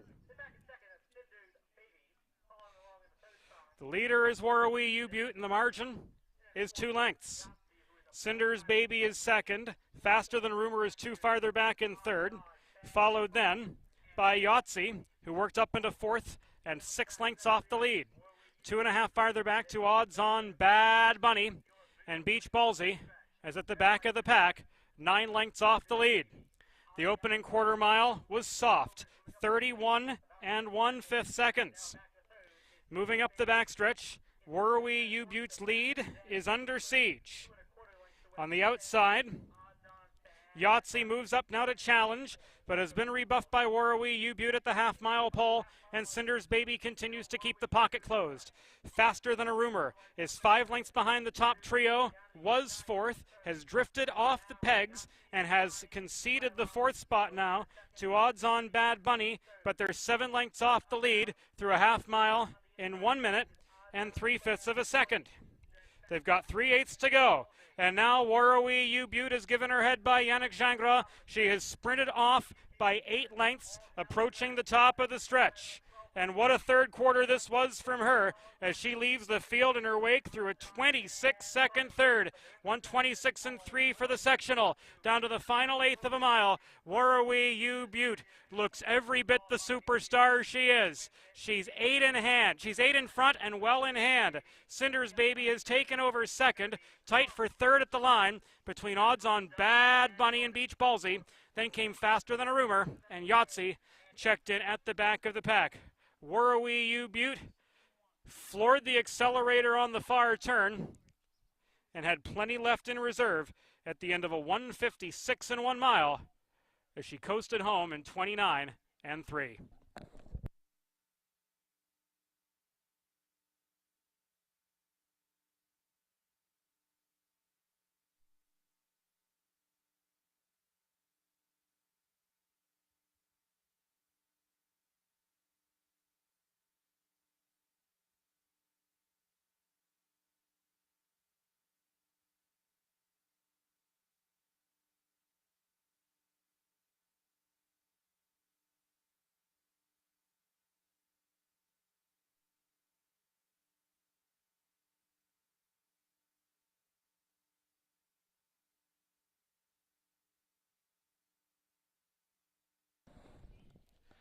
Warrawee U-Butte, a 21-time winner with nearly $1.8 million in the bank. Bred in Ontario by Gaitway Farm. Was easily victorious in her 2021 debut appearance. The 5-year-old bay mare is by Sweet Lou out of the Apache's fame mare Great Memories. Owned by the Burke Racing Stable, Crawford Farms Racing, J&T Silva, Purnell and Libby, and Phil Kalura. Ron Burke, the winning trainer. Yannick Gingras, the winning driver. 11th race rundown should read as follows. Cinder Baby was second. Odds on Bad Bunny third. Warrawee U-Butte the winner. Beach Ballsy fourth. Faster Than a Rumor fifth. Yahtzee was sixth. Rechecking 2, 3, 1, 4, 5, 6, 156 and 1 for Warrawee U-Butte in the penultimate qualifier of the day. One more to go. The first appearance this year of trotting superstar Atlanta coming up in the 12th and final. We'll take a timeout. This is the first mile presented by 412 Communications and brought to you by Northwood Bloodstock and the Hambletonian Society. Saturday, August 7th at the Meadowlands Racetrack. The top 3-year-old filly trotters and colt trotters compete to become champions in the $500,000 Hambletonian Oaks and the $1 million Hambletonian. The greatest day in harness racing features over $3.4 million in purses. Details at hambletonian.com.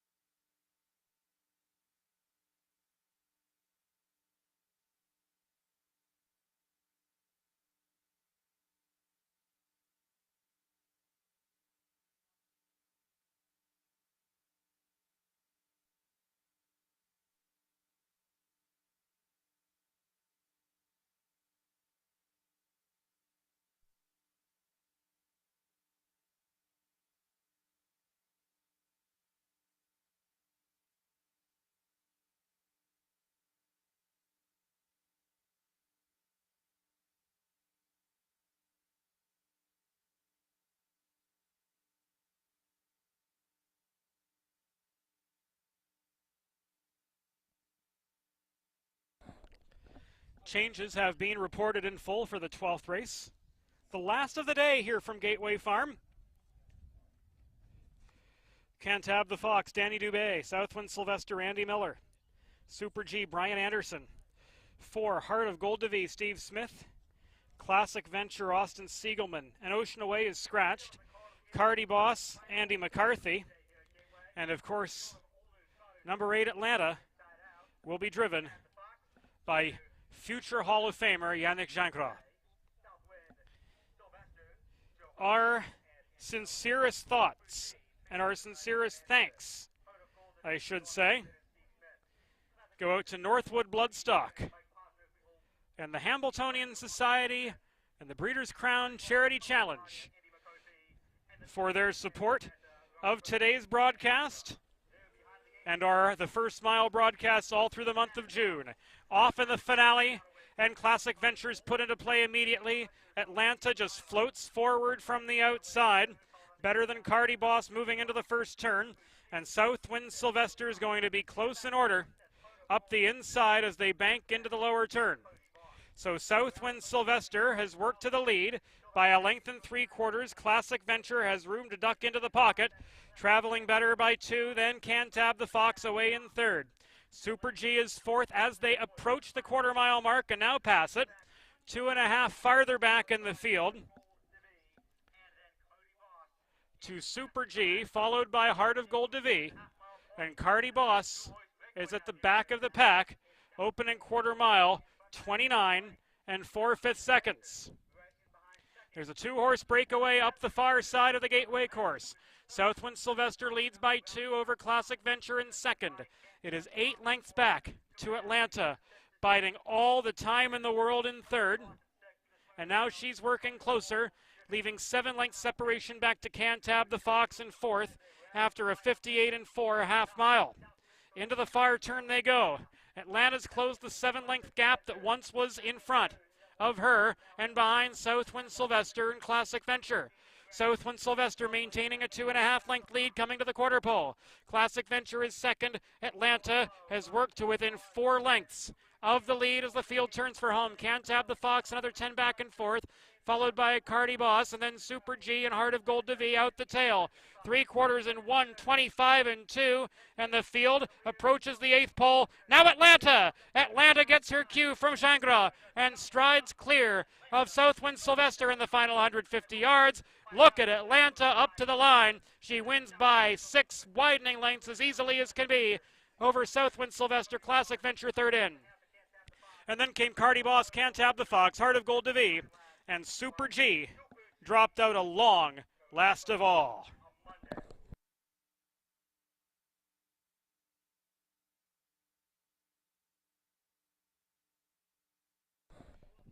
Final time for the mile.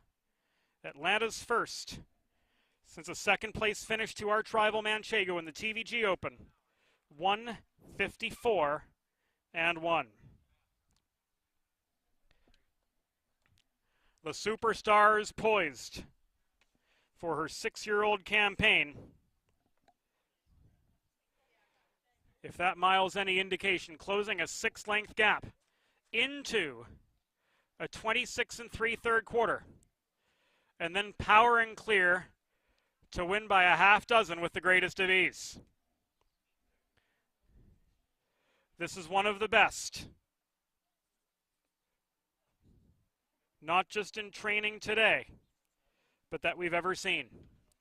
Atlanta, a 6-year-old bay mare by Chapter 7 out of the Cantab Hall mare Hemi Blue Chip, is owned by Crawford Farms Racing, Brad Grant and Howard Taylor. Bred in Sweden by the Order By Stable, trained by Ron Burke, and driven to victory this day by the Green Hornet, Yannick Jancra. Atlanta opens 2021 with a 1:54 and 1 qualifying win, and that brings today's edition of the First Mile to its conclusion. We will be back from Magical Acres in Chesterfield, New Jersey on Wednesday. Airtime 8:15. But before we cut you loose, the 12th race finishing order reads as follows.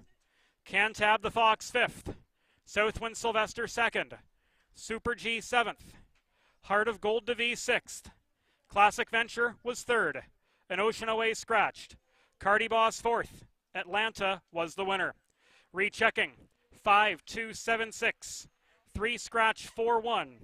Atlanta victorious in 154-1 with a monstrous back half mile to cap what was easily a 6-length win, and lots more in the tank at the winning post.